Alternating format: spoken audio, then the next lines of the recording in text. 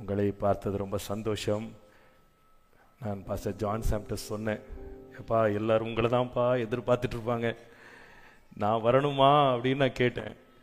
அதனால் அவர் ரொம்ப அன்பாக, இல்லைன்னா கண்டிப்பாக வாங்க, அந்த அன்புக்காக நான் நிற்கிறேன். கர்த்தர் இன்றைக்கு அவர் திட்டத்தை நம்முடைய வாழ்க்கையிலே கர்த்தர் இன்றைக்கு தயவாக நிறைவேற்றுவாராக. பாஸ்டர் அம்மாவை இயேசுவின் நாமத்தில் அன்போடு வாழ்த்துகிறேன். ஆண்டிக்காக கர்த்தருக்கு நன்றி. கர்த்தர் அவர்களுக்கு கொடுத்த ஆயுசு நாட்களுக்காக இந்த ஆசீர்வாதங்கள் எல்லாம் அவர்கள் கண்ணால் கண்டு அவருடைய ஜெபங்கள் கேட்கப்படுவதை கர்த்தர் காணும்படி இந்த முதிர் வயதிலே அவர்களுக்கு கொடுத்திருக்கிற கிருபைக்காய் கர்த்தரை ஸ்தோத்திரிக்கிறேன். இதெல்லாம் ஒரு பெரிய ஆசீர்வாதம். ஆமேன். ரொம்ப சந்தோஷம். கர்த்தர் தாமே நம்மோடு இருந்து இன்றைக்கு தம்முடைய தயவுள்ள சித்தத்தை நிறைவேற்றுவாராக. ஆண்டவர் இந்த ஊழியத்தின் மூலமாக உங்களை மாத்திரமல்ல, உலகம் எங்கும் உள்ள பரிசுத்தவான்களுக்கு இந்த ஊழியத்தை ஒரு ஆசீர்வாதமாய் மாற்றி இருக்கிறார்.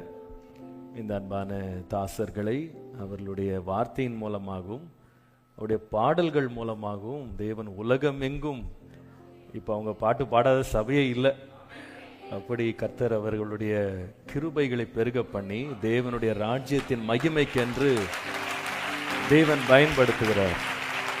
அதில் கர்த்தருக்கே மகிமை. நானும் ரொம்ப மகிழ்கிறேன். ஒவ்வொரு முறை அவர்களுடைய வளர்ச்சி முன்னேற்றம் ரொம்ப மகிழ்கிறேன். அதில் சமீபத்தில் ஜான் சாம் எழுதின பாட்டு என்னை ரொம்ப ரொம்ப தொட்டது.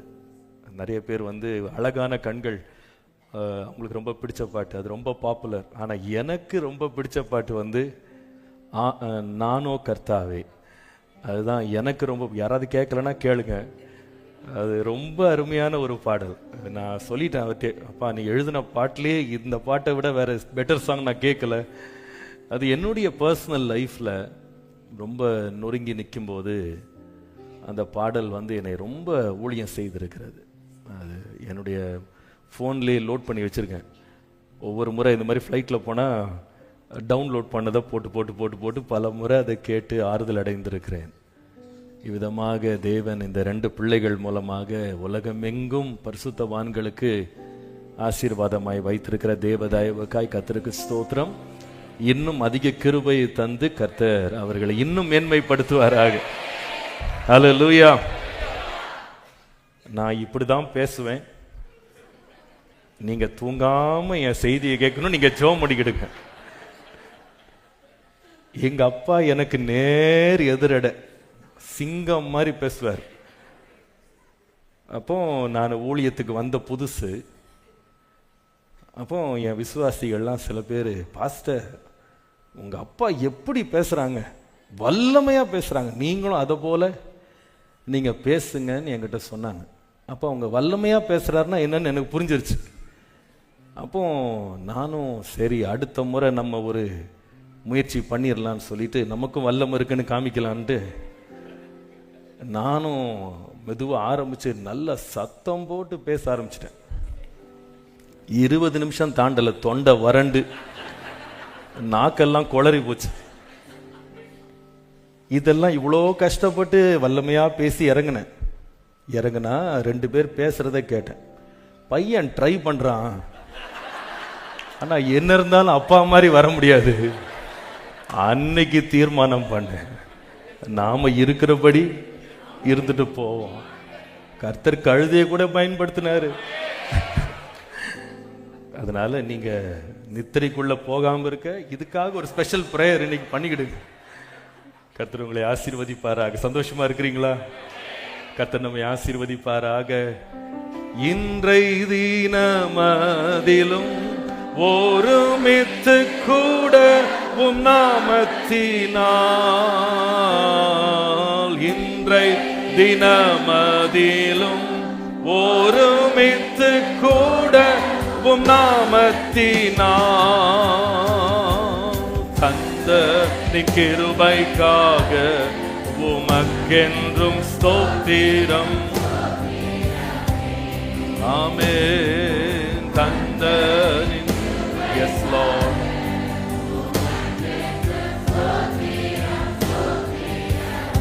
நீரல்லால் எங்களுக்கு பரலோகில் யாரும்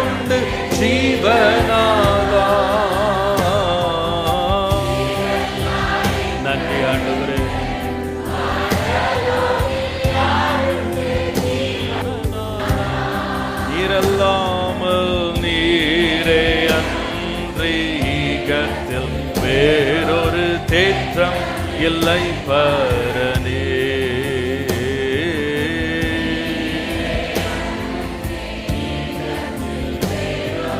தேற்றம் இல்லை பரனே. ஸ்தோத்திரம் இயேசுநாதா, ஸ்தோத்திரம் இயேசுநாதா, உமக்கென்றும் ஸ்தோத்திரம் இயேசுநாதா.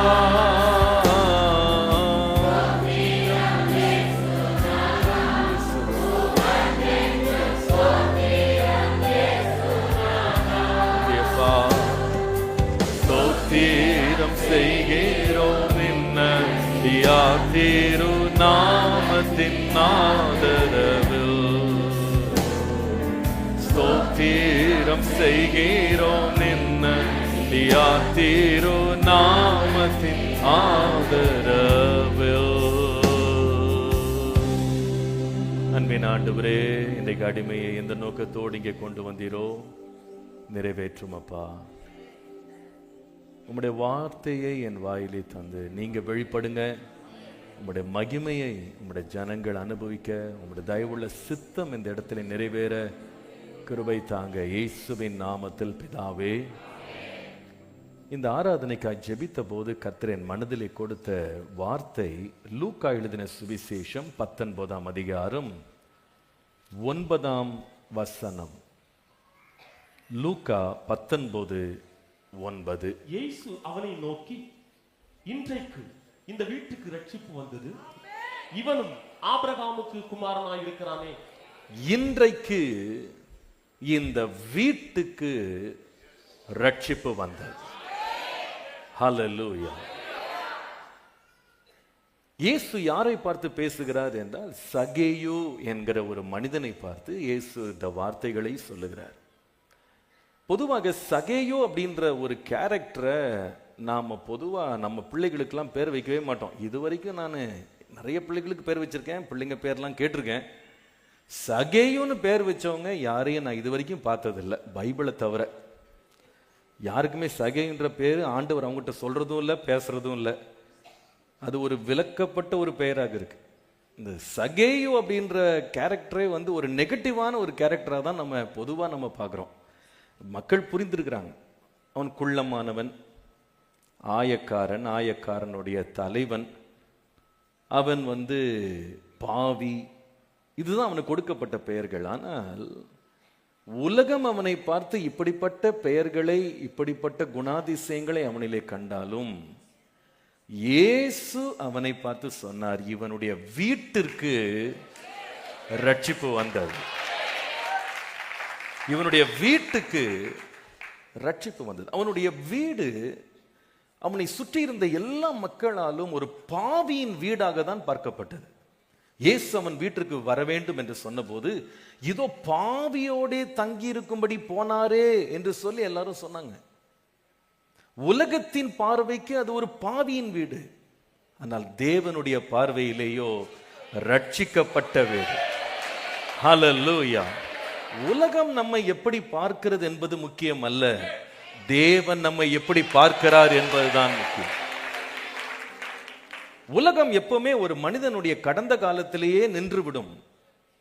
அவனுடைய ஆரம்பத்தையே பார்த்து கொண்டு, ஆரம்பத்தில் செய்த தவறுகள், ஆரம்பத்தில் இருந்த குளறுபடிகள், ஆரம்பத்தில் இருந்த குறைகள், இதை விட்டு முன்னேறாம உலகம் கடந்ததை பற்றி தான் பேசும். ஆனா நம்முடைய தேவனோ கடந்ததை மாற்றுகிறவர் நம்முடைய தேவன். ஹல்லேலூயா. ஆகவே தான் பிரசங்கி சொல்லும் பொழுது 7:8 வாசிக்கும் பொழுது, ஒரு காரியத்தின் துவக்கத்தை பார்க்கிலும் அதனுடைய முடிவு நல்லது என்று வாசிக்கிறோம். உபாகமத்தின் புஸ்தகம் 32ஆம் அதிகாரம் 29ஆம் வசனத்தை நீங்கள் வாசிப்பீர்களானால், அவர்கள் ஞானம் அடைந்து இதை உணர்ந்து தங்கள் முடிவை சிந்தித்து கொண்டால் அவர்களுக்கு நலமாயிருக்கும். ஒரு காரியம், ஒரு வாழ்க்கையினுடைய துவக்கம் அல்ல, ஒரு வாழ்க்கையின் முடிவு ரொம்ப ரொம்ப முக்கியம். முடிவுல தான் ஒரு காரியத்தினுடைய ஜெயம் அல்லது தோல்வி விளங்கும். நீங்க பொதுவா ஓட்டப்பந்தயத்தை நீங்க பார்ப்பீங்களான்னா, ஓட்டப்பந்தயத்தில் ஓடுறவங்களை நீங்க பார்த்தீங்கன்னா, அந்த ஸ்டேடியம்ல நிறைய பேர் உட்காந்துருப்பாங்க அதை வேடிக்கை பார்க்கறதுக்கு. ஆனா பெருங்கூட்டம் எங்க இருப்பாங்கன்னு கேட்டீங்கன்னா, ஃபினிஷ் லைன், முடிவு எல்லை எங்க இருக்கோ அங்கதான் எல்லாரும் நிற்பாங்க. ஏனென்றா துவங்குறதுல என்ன பிரச்சனை இருந்தாலும் முடியும் போது யார் ஜெயிக்க போகிறா என்பதுதான் பார்ப்பாங்க. சில பேர் கிரிக்கெட்ல பார்க்கறதுல ரொம்ப ஆர்வம் இருப்பாங்க. அந்த மேட்சினுடைய துவக்கத்தை அவங்க மிஸ் பண்ணிட்டா கூட எதை மிஸ் பண்ண மாட்டாங்கன்னு சொன்னா எண்டு என்னன்னு பார்ப்பாங்க. முடிவு என்ன, யார் ஜெயிச்சா, யார் எவ்வளவு ரன் வாங்கினா, அதுல தான் கவனம் செலுத்துவாங்க. நம்முடைய தேவன் யார் தெரியுமா? ஒருவேளை துவக்கம் அற்பமா இருக்கலாம், ஆனால் முடிவை தேவன் ஜெயமாய் மாற்றுகிறார். ஹல்லேலூயா. இந்த சகையுடைய வாழ்க்கையின் துவக்கம் பாவி, துவக்கம் ஆயக்காரன், துவக்கம் ரொம்ப அற்பம். ஆனால் இயேசு அவனை சந்தித்ததினாலே அவனுடைய முடிவை தேவன் முற்றிலுமாய் மாற்றி விட்டார், முற்றிலுமாய் மாற்றி போட்டார். இன்றைக்கு ஜெபத்துல வந்திருக்கிற ஒவ்வொருவருடைய துவக்கம் எப்படி வேணா இருக்கலாம், உங்க கடந்த காலம் எப்படி வேணாலும் இருக்கலாம், ஆனா அதை மாற்றி போட்டு உங்கள் பெயரை மாற்ற தேவன் வல்லவராய் இருக்கிறார். ஹல்லேலூயா. அடையாளமே தெரியாத அளவுக்கு தேவன் மாற்றக்கூடிய வல்லமை உள்ளவர் நம்முடைய தேவன். பாவிக்கும் ரட்சிப்புக்கும் என்ன சம்பந்தம்?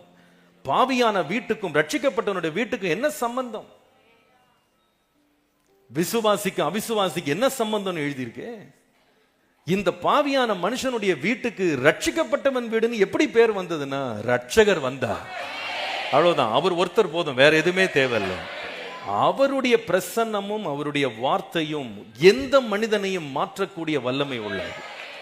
நான் நினைக்கிறேன், ஒரு வீட்டிற்குள்ள அநேகர் இன்றைக்கு நிறைய ஆசீர்வாதங்களுக்காக ஜெபம் பண்றாங்க.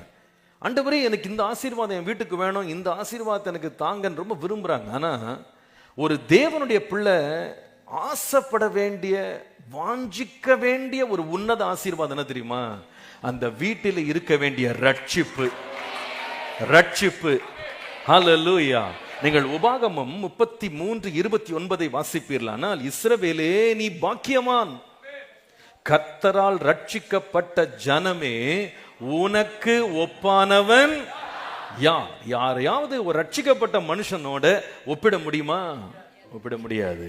இந்த உலகத்திலேயே விலையேற பெற்றது ரட்சிப்பு. இந்த ரட்சிப்புக்காக இயேசு தன்னுடைய ஜீவனை நமக்காய் கொடுத்தார், தம்முடைய இரத்தத்தை நமக்காய் சிந்தினார். இந்த ரட்சிப்பை பெற்றவர்கள் பாக்கியவான்கள். ஆகவேதான் தாவீது பழைய ஏற்பாட்டு காலத்துல கூட இந்த ரட்சிப்பின் மேன்மையை உணர்ந்தவனாக பாவத்தில் விழுந்த பொழுது அவன் தேவனை நோக்கி ஜெபித்த ஜெபத்துல 51ஆம் சங்கீதம் 12ஆம் வசனத்துல அவன் கதறினது தெரியுமா? உமது ரட்சண்யத்தின் சந்தோஷத்தை எனக்கு திரும்பவும் தாங்கன்னு கேட்டான். அவன் என் கிரீடம் எனக்கு வேணும், என் சிங்காசனம் எனக்கு வேணும், என் ராஜ்யமார் எனக்கு வேணும், ஆண்டவரே என் பேர் புகழ் வேணும், அப்படி கேட்கல. ரட்சண்யத்தின் சந்தோஷம் எனக்கு வேணும் ஆண்டவரே. ஏனென்றால் அவனுக்கு தெரியும், இந்த சந்தோஷம் உலகம் கொடுக்க முடியாத ஒரு சந்தோஷம். இந்த சந்தோஷம் ஒரு மனிதனாலும் எடுத்துக்கொள்ள முடியாத ஒரு சந்தோஷம். இது தேவனிடத்திலிருந்து வருகிற சந்தோஷம். ஹல்லேலூயா. இந்த ரட்சிப்பு ஏன் விசேஷமானது தெரியுமா? இந்த ரட்சிப்பு ஏன் விசேஷமானது, ஏன் அதை கொண்டாடணும்னு சொன்னா, இந்த உலகத்துல ஒரு மனுஷனுக்கு ரட்சிப்பை கொடுப்பதற்கு இயேசுவை தவிர யாராலுமே முடியாது. இந்த உலகத்துல எந்த பொருள் எடுத்துக்கிட்டீங்கனாலும், எந்த பொருளையும் பல பிராண்ட்ல நிறைய பேர் தயாரிப்பாங்க இல்லையா? தேங்காய் எண்ணெய் எடுத்துக்கிட்டீங்கன்னா அதுக்கு ஒரு 10 பிராண்ட்ல டப்பா இருக்கும். நீங்க சூப்பர் மார்க்கெட்டுக்குள்ள போனீங்கன்னா நூடுல்ஸ்ன்னு தேடினீங்கன்னா அது 4-5 கம்பெனி செஞ்சு வச்சிருப்பாங்க நூடுல்ஸ் இல்லையா? பால்னு பேக்கெட் வாங்க போனீங்கன்னா அதுல ஒரு 5-6 வகையில கம்பெனி ஒன்று இருக்கும் பால் கொடுக்குற. எல்லாம் பால் தான், ஆனா ஒவ்வொரு கம்பெனியில பேக்கெட் போட்டு வச்சிருப்பாங்க. ஆனா ரட்சிப்பு என்று வருமானால், ஹல்லேலூயா, இயேசுவை தவிர ரட்சிப்பதற்கு ஒருவருக்கும் அதிகாரம் இல்லை. ஹல்லேலூயா. அப்போஸ்தலர் நடபடிகள் 4ஆம் அதிகாரம் 12ஆம் வசனம் நமக்கு சொல்லுகிறது, அவராலே அன்றி வேறு ஒருவராலும் ரட்சிப்பு இல்லை.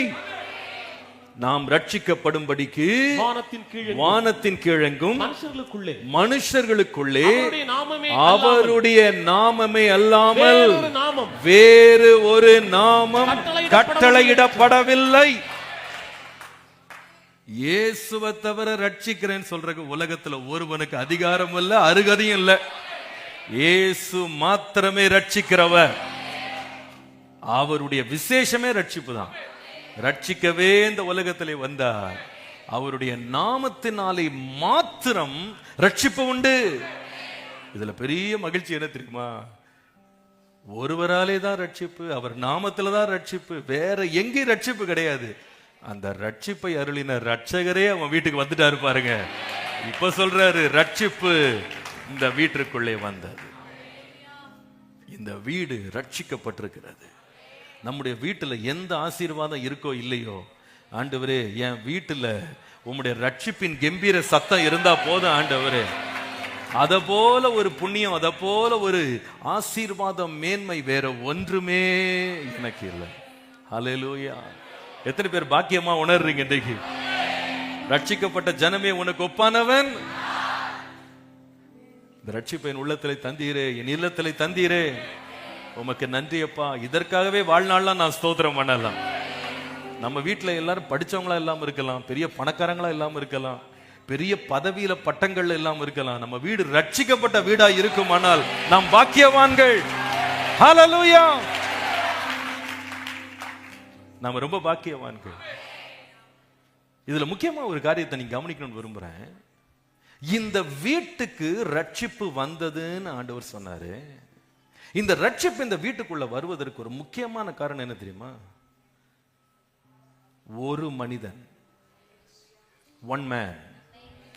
இந்த சகேயு என்கிற ஒரு மனிதன் எடுத்த தீர்மானமும் அவன் ஏற்றுக்கொண்ட அவனுடைய இருதயமும் பாவத்தினால் பெயர் பெற்றிருந்த ஒரு வீட்டுக்கு ரட்சிப்பை கொண்டு வந்தது. ஒரு மனிதனுடைய தீர்மானம், ஒரு மனிதன் தேவனுடைய பார்வையில தேவனுடைய விலையேற பெற்ற ஆசீர்வாதங்களை நாம் அனுபவிப்பதற்கு தேவன் தேடுகிறது ஒரு மனிதன் தான். ஒரு மனிதனுடைய தீர்மானம் அவனை மாத்திரமல்ல, அவன் குடும்பத்தையே பாதிக்கக்கூடிய அளவுல வலிமை மிகுந்ததுன்றத மறந்துடாதீங்க. நீங்க நினைக்காதீங்க பாவம் செய்யும் போது நான் மட்டும்தான் பாவம் செய்யறேன்னு நினைக்காதீங்க. உங்க குடும்பத்தையே அது பாதிக்கும். அதனால தான் நாங்க உலக மனுஷன் எழுதி போட்டிருக்கான், குடியை கெடுக்கும்னு எழுதி போட்டிருக்கான். என்ன சொல்றான் அவன்? நீ குடிச்சா நீ மட்டும் கெட்டு போறது இல்லப்பா, கெட போகிறது உன் குடும்பமும் சேர்ந்து. அவனுக்கு இருக்கிற வெளிப்பாடு நமக்கு இருந்தா எவ்வளவு நல்லா இருக்கும். ஆமாங்க, அவனுக்கு எவ்வளவு பெரிய வெளிப்பாடு இருக்கு பாருங்க. ஒரு மனுஷன் பாவம் செய்து அவனோடு நின்றது. வேதம் அதுதான் நமக்கு போதிக்கிறது. ஒரு மனிதனுடைய கீழ்ப்படியாமையினாலே உலகம் முழுவதும் பாவத்திற்குள்ள போயிடுச்சு.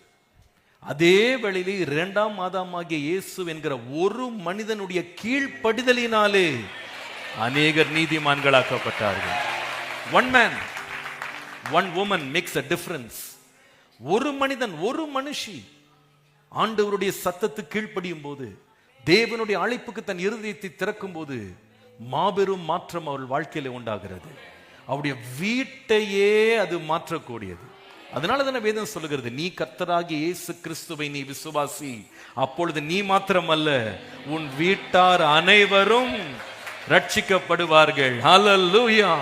இயேசுவை சந்தித்தவன் ஒருத்தன் தான், சகை மட்டும்தான். ஆனா வீட்டுக்கே ரட்சிப்பு வந்தது. அந்த ஒரு மனிதன் ஒரு வாய்க்காலாக மாறிவிட்டான். வேதம் முழுவதும் நீங்க வாசிப்பீங்களா, அந்த ஒரு மனிதர்களால் அவருடைய வீட்டார் அனைவருக்கும் அந்த ஆசீர்வாதம் பெரிய பட்டியலில் சொல்லலாம். உதாரணமாக ஆபிரகாமை எடுத்துக்கொள்ளுங்கள். அந்த ஒரு மனிதனுடைய அழைப்பு, ஏசாயா 51:2 வாசித்தால், உங்கள் தகப்பனாகிய ஆபிரகாமையும் உங்களை பெற்ற சாராளையும் நோக்கி பாருங்கள், அவன் ஒருவனாய் இருக்கையில் நான் அவனை அழைத்து அவனை ஆசீர்வதித்து அவனை பெருக பண்ணினேன். திரும்ப வாசித்து பாருங்க. அவர் என்ன செய்தாரா? ஒருவனா இருக்கும்போது என்ன பண்ணார்? அழைத்தார், ஆசீர்வதித்தார், விளைவென்ன? பெருகிட்டான். இன்றைக்கு எல்லாரும் பார்க்கிற பெருக்கம் எங்க இருந்து வந்ததுன்னா, ஒரு மனுஷனை கர்த்தர் தொட்டதுனாலதான். அந்த ஒரு மனிதனை வைத்து தேவன் ஒரு பெருக்கத்திற்குள்ள ஒரு சந்ததியை தேவன் கொண்டு போக முடியும். சந்ததியை கொண்டு போக முடியும். ஒரு மனிதன், ஒரு மனிதனுடைய அர்ப்பணிப்பு.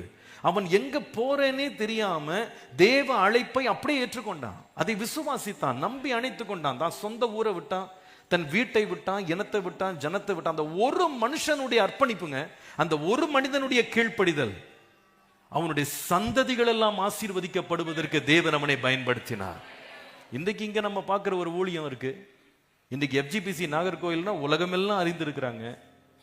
எதனால இப்படிப்பட்ட ஆசீர்வாதங்கள் வந்தது? அப்கோர்ஸ் தேவனாலே தான், அவருடைய கிருபை எல்லாம் ஒண்ணும் கிடையாது. ஆனால் தேவன் ஒரு மனிதனை தொட்டார். இன்றைக்கு அந்த தேவதாசன் ஆண்டவருடைய ராஜ்யத்துக்கு போயிட்டாரு. ஆனா அவருடைய ஒரு கீழ்ப்படிதல், ஒரு அர்ப்பணிப்பு, சந்ததி சந்ததியாக தேவன் அதை ஆசீர்வாதத்தை நிறுத்தாமல் கொண்டு போகிறார். ஹல்லேலூயா. எங்களுடைய சபையிலேயும் அதே சாட்சியை சொல்ல முடியும். இங்க இருக்கிறது அப்படி அங்க ரெப்ளிகா மாதிரி இருக்கும். என்னுடைய தகப்பனார் வறுமை கோட்டுல ஆண்டவரை நம்பி பின்பற்றி அவருக்கு தன்னை அர்ப்பணித்து வந்தவர். அந்த ஒரு மனிதன் தேவன் அவருக்குள்ளே விதைத்த அந்த ரட்சிப்பின் கிரியை, தேவனுக்கு தன்னை அர்ப்பணித்த ஒரு அர்ப்பணிப்பின் கிரியை இன்றைக்கு பிள்ளைகளாகிய நாங்கள், இன்றைக்கு சந்ததிகள், கோடான கோடி கூட்டம் இன்றைக்கு அந்த ஆசீர்வாதத்துக்கு அவங்க தகுதி உள்ளவர்களா மாறிட்டாங்க. ஹல்லேலூயா, ஹல்லேலூயா. உங்க ஒருத்தரால உங்க சந்ததியை மாற்றப்பட முடியும் தெரியுமா? நீங்க ஒருத்தர் இன்றைக்கு கர்த்தருடைய வசனத்தை கேட்பீர்களானா, இன்றைக்கு கீழ்ப்படிவீங்களானா, உங்க குடும்பத்தின் தலையெழுத்தையே கர்த்தர் மாற்ற வல்லவர். கர்த்தர் மாற்ற வல்லவர். உங்கள் கண்களால் காணாத ஜாதியை கர்த்தர் தொட வல்லவர். உங்கள் கண்களால் காணாத சந்ததியை கர்த்தர் தொட வல்லவர். ஓ ஹல்லேலூயா. சந்ததி சந்ததியை ஆசீர்வாதங்களை கொண்டு போக ஒரு மனிதனுடைய இருதயம் திறப்பப்பட்டால் போதும். ஒரு மனிதன், ஒரு மனிதன், ஒரு மனிதன், தேவன் அவனை தேடுகிறார். சகே அந்த ஒரு மனுஷங்க, அந்த ஒரே ஒரு மனுஷன் இயேசுவை சந்தித்ததின் விளைவு வீட்டுக்கே ரட்சிப்பு வந்தது. வீட்டின் அடையாளமே மாற்றப்பட்டது. வீட்டின் பெயர் பலகை மாற்றப்பட்டது. வீட்டிற்கு சமுதாயத்தில் இருந்த பெயர் மாற்றப்பட்டது. நம்முடைய தேவன் மாற்றுகிறவர். ஆனால் ஒரு மனிதனை தேடுறார், ஒரு மனிதனை தேடுறார். மோசே யோசித்து பாருங்க. இந்த ஒரு மனிதனுடைய தீர்மானம், நீங்கள் எபிரேயர் 11ஆம் அதிகாரம் 24 26 அப்படியே கவனிங்க. நான் முக்கியமான குறிப்புகளை சுட்டி காட்டுறேன். இந்த பார்வோனுடைய குமாரத்தின் மகன் எனப்படுவதை வெறுத்த ஒரே ஒரு மோசேயின் மூலமாக அநித்தியமான பாவ சந்தோஷங்களை அனுபவிப்பதை பார்க்கிலும் தேவ ஜனங்களோட துன்பத்தை அனுபவிக்கும்படி தெரிந்து கொண்ட ஒரு மோசேயின் மூலமாக, இனி வரும் பலன் மேல் நோக்கமாயிருந்த ஒரு மோசேயின் மூலமாக, எகிப்தில் உள்ள பொக்கிஷங்களை பார்க்கிலும் கிறிஸ்துவின் நிமித்தம் வரும் நிந்தையை அதிக பாக்கியம் என்று எண்ணின ஒரே ஒரு மோசேயின் மூலமாக தேவன் அவனுடைய வீட்டார் ஒரு 3 மாத குழந்தையை கூட பத்திரப்படுத்தி ஒளித்து வைக்க முடியாம பயந்து போய் கிடந்த அவனுடைய சொந்த குடும்பத்தை இந்த பிள்ளையினுடைய அர்ப்பணிப்பின் மூலமாக அடிமைத்தனத்திலிருந்து தேவன் ரட்சித்தார். Just that one boy, அந்த ஒரே ஒரு பையன் தீர்மானம் எடுத்தான். கர்த்தருக்கு அனுப்பேன், பாவ சந்தோஷத்தை வெறுப்பேன், தேவ ஜனங்களோட துன்பத்தை அனுபவிப்பேன். அவங்களுடைய பெற்றோருடைய வாழ்க்கையை மாறி போச்சுங்க. உடன் பிறந்தவருடைய வாழ்க்கையெல்லாம் மறுரூபமானது. குடும்பமே தொடப்பட்டதுங்க. அந்த ஒரு மனிதனுடைய அர்ப்பணிப்பு இருக்கு பாருங்க. உங்களுக்கு தெரியுமா, 430 வருஷம் அடிமையா கிடந்த 10 லட்சம் குடும்பங்களை இந்த ஒரு பையனுடைய அர்ப்பணிப்பு மாற்றி அமைத்தது. இந்த ஒரு பையனுடைய அர்ப்பணிப்பு பாவத்தை வெறுத்து பரிசுத்தத்தை விரும்பி பாடுகளை ஏற்றுக்கொண்டு சகித்த ஒரே ஒரு பையன் மூலமா 10 லட்சம் புருஷர்கள், 6 லட்சம் புருஷர்கள் அவருடைய வீடுகள் மீட்கப்பட்டது. இந்த ஒரு பையனுடைய வழிநடத்தல்ங்க 6 லட்சம் குடும்பங்களுடைய தலைச்சன் பிள்ளைகள் காப்பாற்றப்பட்டாங்க. ஒரே ஒரு மோசே, ஒரே ஒரு மோசே. இன்றைக்கு ஆண்டவர் ஒரு மோசே இந்த இடத்துல தேடிட்டு இருக்கிறார். பாவத்தை வெறுக்க நான் விரும்புறேன், பாவ சந்தோஷங்களை அனுபவிப்பதை பார்க்கிலும் தேவ ஜனங்களோட துன்பத்தை அனுபவிக்க ஒரு மோசே ஒளிந்திருக்கிற ஒரு மோசே தீர்மானம் எடுப்பானால் தேவன் அவனை கொண்டு பெருங்கூட்டத்தை ரட்சிக்க தேவன் வல்லவர். பெருங்கூட்டத்தை ரட்சிக்க வல்லவர். இன்றைக்கு அந்த வல்லமை குறையவில்லை. ஒரு ராகா, ஒரே ஒரு ராகா தேவ ஜனங்களோடு தன்னை அடையாளப்படுத்திக் கொள்ளணும்னு தீர்மானம் எடுத்தாள். விளைவு என்ன? எரிகோவின் மேல் வந்த அழிவிலிருந்து தன் வீட்டார் அனைவரோடும் காக்கப்பட்டாள். ஒரு மனிதன், அந்த ஒரு மனிதனாகிய நோவா தேவனுக்கு முன்பாக நீதிமானா இருந்ததுனால தன் வீட்டார் அனைவரோடும் பேழையினால் காக்கப்பட்டான். ஒரு மனிதன், ஒரு மனிதன், ஒரு கொர்நேலியு வீடு முழுவதற்கு ரட்சிப்பை கொண்டு வந்தான் பாருங்க. அந்த மனிதனுடைய பக்தி, அந்த மனிதனுடைய ஜெபம், அந்த மனிதனுடைய தான தர்மங்கள் வீட்டில் உள்ள அத்தனை பேருக்கும் ரட்சிப்பை கொண்டு வந்து அவளை விடுவித்தது பாருங்க. எவ்வளவு பெரிய மகிமை. இங்கே நாம் பார்க்கிறோம், ஒரே ஒரு சகேயு, இயேசுவை தனியாய் போய் சந்தித்த ஒரு சகேயு, ஆண்டவருக்கு தன்னுடைய வாழ்க்கையை ஒப்பு கொடுத்த ஒரு சகேயு, இன்னைக்கு நிலை என்ன? வீடே ரட்சிக்கப்பட்டது. கேட்கப்பட வேண்டிய ஒரு கேள்வி, நீங்களும் நானும் நம்முடைய குடும்பத்திற்கு ஆசீர்வாதத்தின் காரணமா இருக்கிறோமா அல்லது ஆசீர்வாதத்தின் தடைக்கல்லா இருக்கிறோமா? 128 சங்கீதம் என்ன சொல்லுகிறது? கர்த்தருக்கு பயந்து அவருடைய வழிகளில் நடக்கிறவன் எவனோ அவன் பாக்கியவான். அருமையான வசனம். அவன் பாக்கியவான், அவன் ஆசீர்வதிக்கப்பட்டவன். ஆனால் அந்த ஆசீர்வாதம் அவனோட நிக்கல. 3ஆம் வசனம் வருவீர்களானால், அவன் மனைவி அவன் வீட்டோரங்களில் கனி தரும் திராட்சை கொடியை போல இருப்பாள். உன் பிள்ளைகள் உன் பந்தியை சுற்றிலும் ஒலிவ மர கன்றுகளை போல இருப்பார்கள். சொல்லிட்டு உடனே அடுத்த வசனம் சொல்லுது, கர்த்தருக்கு பயப்படுகிற மனுஷன் இவ்விதமாய் ஆசீர்வதிக்கப்படுவான். பயந்தவன் ஒருவன், ஆசீர்வதிக்கப்பட்டவரோ பல. கர்த்தரிடம் திரும்பினவன் ஒருவன், ஆனா மனைவி தன்னால ஆசீர்வதிக்கப்படுகிறாள், பிள்ளைகள் தன்னால வளருகிறார்கள். எதனாலன்னு கேட்டா அந்த ஒரு மனுஷனுடைய தேவ பயம். இன்னைக்கு நம்ம வீட்டின் ஆசீர்வாதத்துக்கு, ரட்சிப்புக்கு நம்ம காரணமா இருக்கிறோமா, தடைக்கல்லா இருக்கிறோமா? என்னைய சகை போல மாற்று ஆண்டவரேன்னு கேளுங்க. அந்த ஒரு மனுஷன் போய் தன் வீட்டுக்கே ரட்சிப்பை கொண்டு வந்துட்டானே, ஆண்டவரே என்ன மாற்றுங்கப்பா, இன்றைக்கு உம்முடைய சித்தத்துக்கு அர்ப்பணிக்க என்னை ஒப்பு கொடுக்கிற ஆண்டவரே. என் வீட்டுக்கு தடையா நான் இருக்க கூடாது, என் வீட்டினுடைய வேதனைக்கு நான் காரணமா இருக்க கூடாது. என்னுடைய முரட்டாட்டமும் என்னுடைய கடின இருதயமும் என் வீட்டுக்குள்ள பிரச்சனையை கொண்டு வந்துடக்கூடாது. நான் ஆசீர்வாதத்தின் வாய்க்காலாய் மாற வேண்டும். என் வீட்டின் தலையெழுத்தை மாற்றுகிறவராக என்னை மாற்றும் ஆண்டவரே. என்னை ஒரு ஆசீர்வாதமாய் மாற்றும். அதற்கு என்னை அர்ப்பணிக்க வேண்டுமா? நான் அர்ப்பணிக்கிறேன். என்னை பலிபீடத்துல நான் வைக்கிறேன். என்னை மண்டையில கொண்டு வாங்க ஆண்டவரே, என்னை நீங்க மாற்றுங்க. என் மூலமா என் சந்ததிகள் ஆசீர்வதிக்கப்படட்டும். அதற்கு நான் உம்மண்ட வர்ற ஆண்டவரே. இன்றைக்கு உம்முடைய வார்த்தையை கேட்கறதுக்கு நான் ஆயத்தமா இருக்கிறேன். இந்த வசனத்தை கேட்டுக்கொண்டிருக்கிற ஒவ்வொருவரை குறித்து ஆண்டவர் பேசுகிறார். இன்றைக்கு உன்னுடைய கீழ்ப்படிதல், உன்னுடைய அர்ப்பணிப்பு, உன்னுடைய ஒப்பு கொடுத்தல் ஒரு சந்ததியவே தொடப்போகிறது. உன் சந்ததியை தொடப்போகிறது. உன் குடும்பம் முழுவதும் தொடப்போகிறது.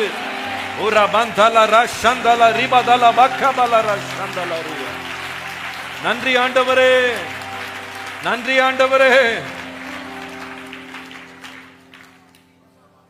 இந்த சகேயு ஒரு மனுஷனா போய் எவ்வளவு பெரிய ஆசீர்வாதத்தை எடுத்துட்டு வீட்டுக்கு வந்துட்டாங்க. இன்னைக்கு நம்ம நினைக்கிறோம், ஒரு வீட்டு தலைவனாக, வீட்டு தலைவியாக நம்முடைய மிகப்பெரிய கடமையும் பொறுப்பும் வீட்டுக்கு பணம் கொண்டு வர்றதுன்னு நினைக்கிறோம். சம்பாரிச்சு போட்டுட்டேன், பொருளை கொடுத்துட்டேன், வீட்டுக்கு சாப்பாடை கொடுத்துட்டேன் அப்படின்னு நம்ம நினைக்கிறோம். நம்மளுக்கு அன்பா சொல்லட்டுமா, நீங்க கொடுக்கிற பணத்தை விட, நீங்க கொடுக்கிற பொருளை விட உங்க வீட்டுக்கு கொண்டு வருகிற ஆவிக்குரிய ஆசீர்வாதங்கள் தான் மேன்மையானது. ஹல்லேலூயா. இவையெல்லாம் அநித்தியமானது. இதெல்லாம் இந்த உலகத்தோடு அழிஞ்சு போயிடும். நாம வீட்டுக்கு சம்பாரிச்சு போடுறோம்னு பெருமைப்பட வேண்டாம். கர்த்தர் காகங்களை கூட விதைக்காம, அறுக்காம, களஞ்சியத்துல சேர்க்காமலே கர்த்தர் சாப்பாடு போட்டுட்டு தான் இருக்காரு.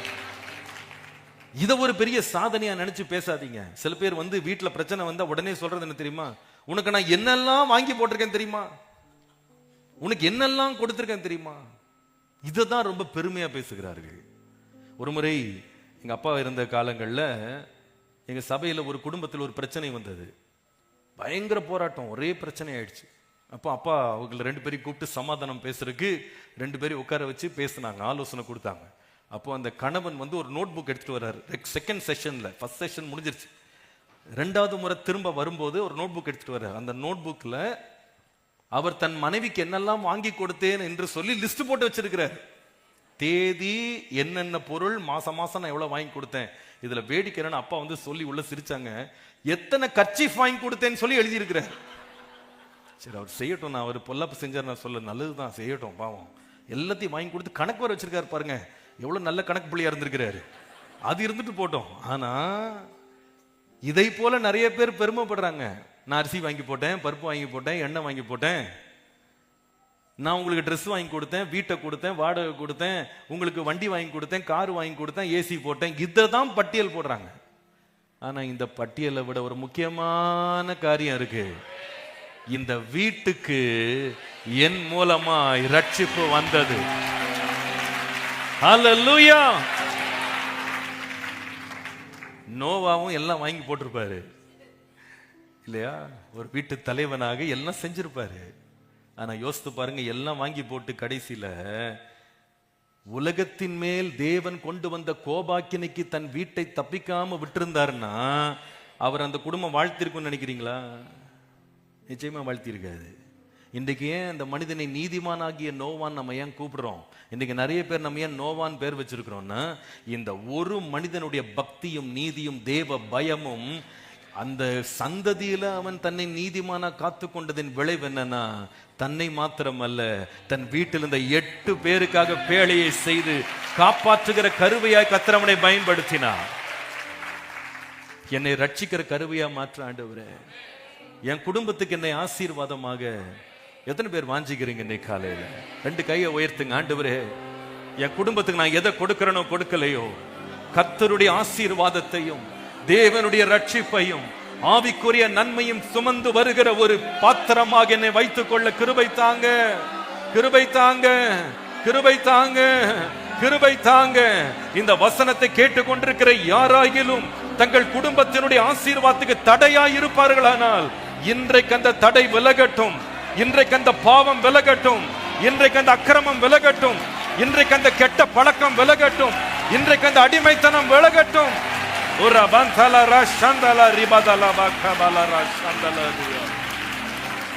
விலகட்டும் ஆண்டவரே, விலகட்டும். இன்னைக்கு சகேவா இருக்கிறோமா ஆகானா இருக்கிறோமான்னு யோசித்து பார்க்கணும். சகேயு ஆரம்பம் வந்து பாவம், பொல்லாப்பு, துர்குணம், அநியாயமான பணம், இதான் ஆரம்பம். முடிவை பார்த்தீங்கன்னா தான் வீட்டுக்கே ரட்சிப்பை கொண்டு வந்தவன். ஆனால் ஆகான பாருங்க, ஆரம்பம் விசுவாசி. ஆரம்பம் என்ன? மேகத்திற்கீழே ஞானஸ்நானம் பெற்றவன். ஆரம்பம் என்ன? சிவந்த சமுத்திரத்தின் வழியாக கடந்து வந்து ஞானஸ்நானத்தின் அனுபவத்திற்குள்ள போனவன். தேவனுடைய வார்த்தையும் கற்பனைகளையும் பெற்றவன், தேவ தரிசனங்களை பெற்றவன், ஒரு முதிர்ந்த ஊழியனுக்கு கீழே பயிற்றுவிக்கப்பட்ட நல்ல விசுவாசி. காலையில மன்னா, மதியானம் மன்னா, சாயங்காலம் மன்னா சாப்பிட்டவன், கண்மலையிலிருந்து தண்ணீரை குடித்தவன், ஆவிக்குரிய அனுபவங்களை பெற்றவன். ஆனா தன் குடும்பத்தை எந்த நிலை கொண்டு போனான் பாத்தீங்களா?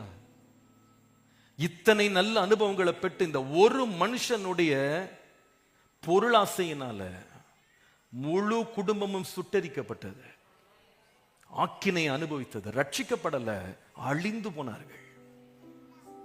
இன்னைக்கு உங்க வாழ்க்கையில அந்தரங்க பாவங்கள்ல ஈடுபட்டு உங்க குடும்பத்தின் ஆசீர்வாதத்துக்கு உலை வைக்கிறவர்களா நீங்க மாறிட்டு இருக்கீங்களா? சோதிச்சு பாருங்க.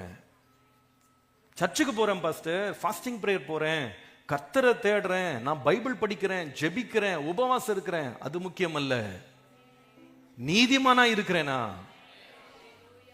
பரிசுத்த வாழ்க்கைக்கு என்னை அர்ப்பணித்திருக்கிறேனா? என் வீட்டுக்குள்ள நான் எப்படி இருக்கிறேன்?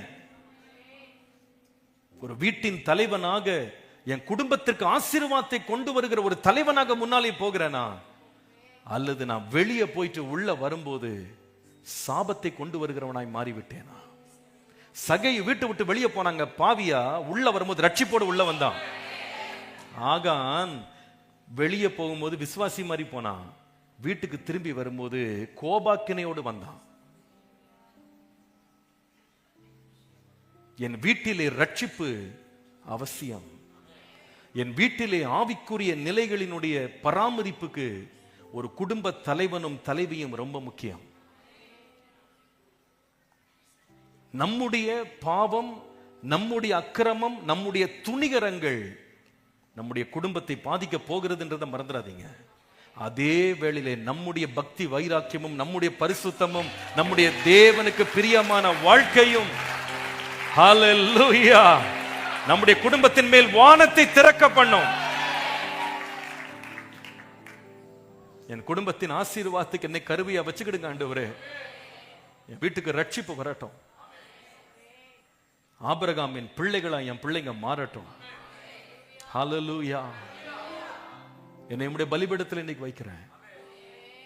என்னை பலிபீடத்தில் வைக்கிறேன்.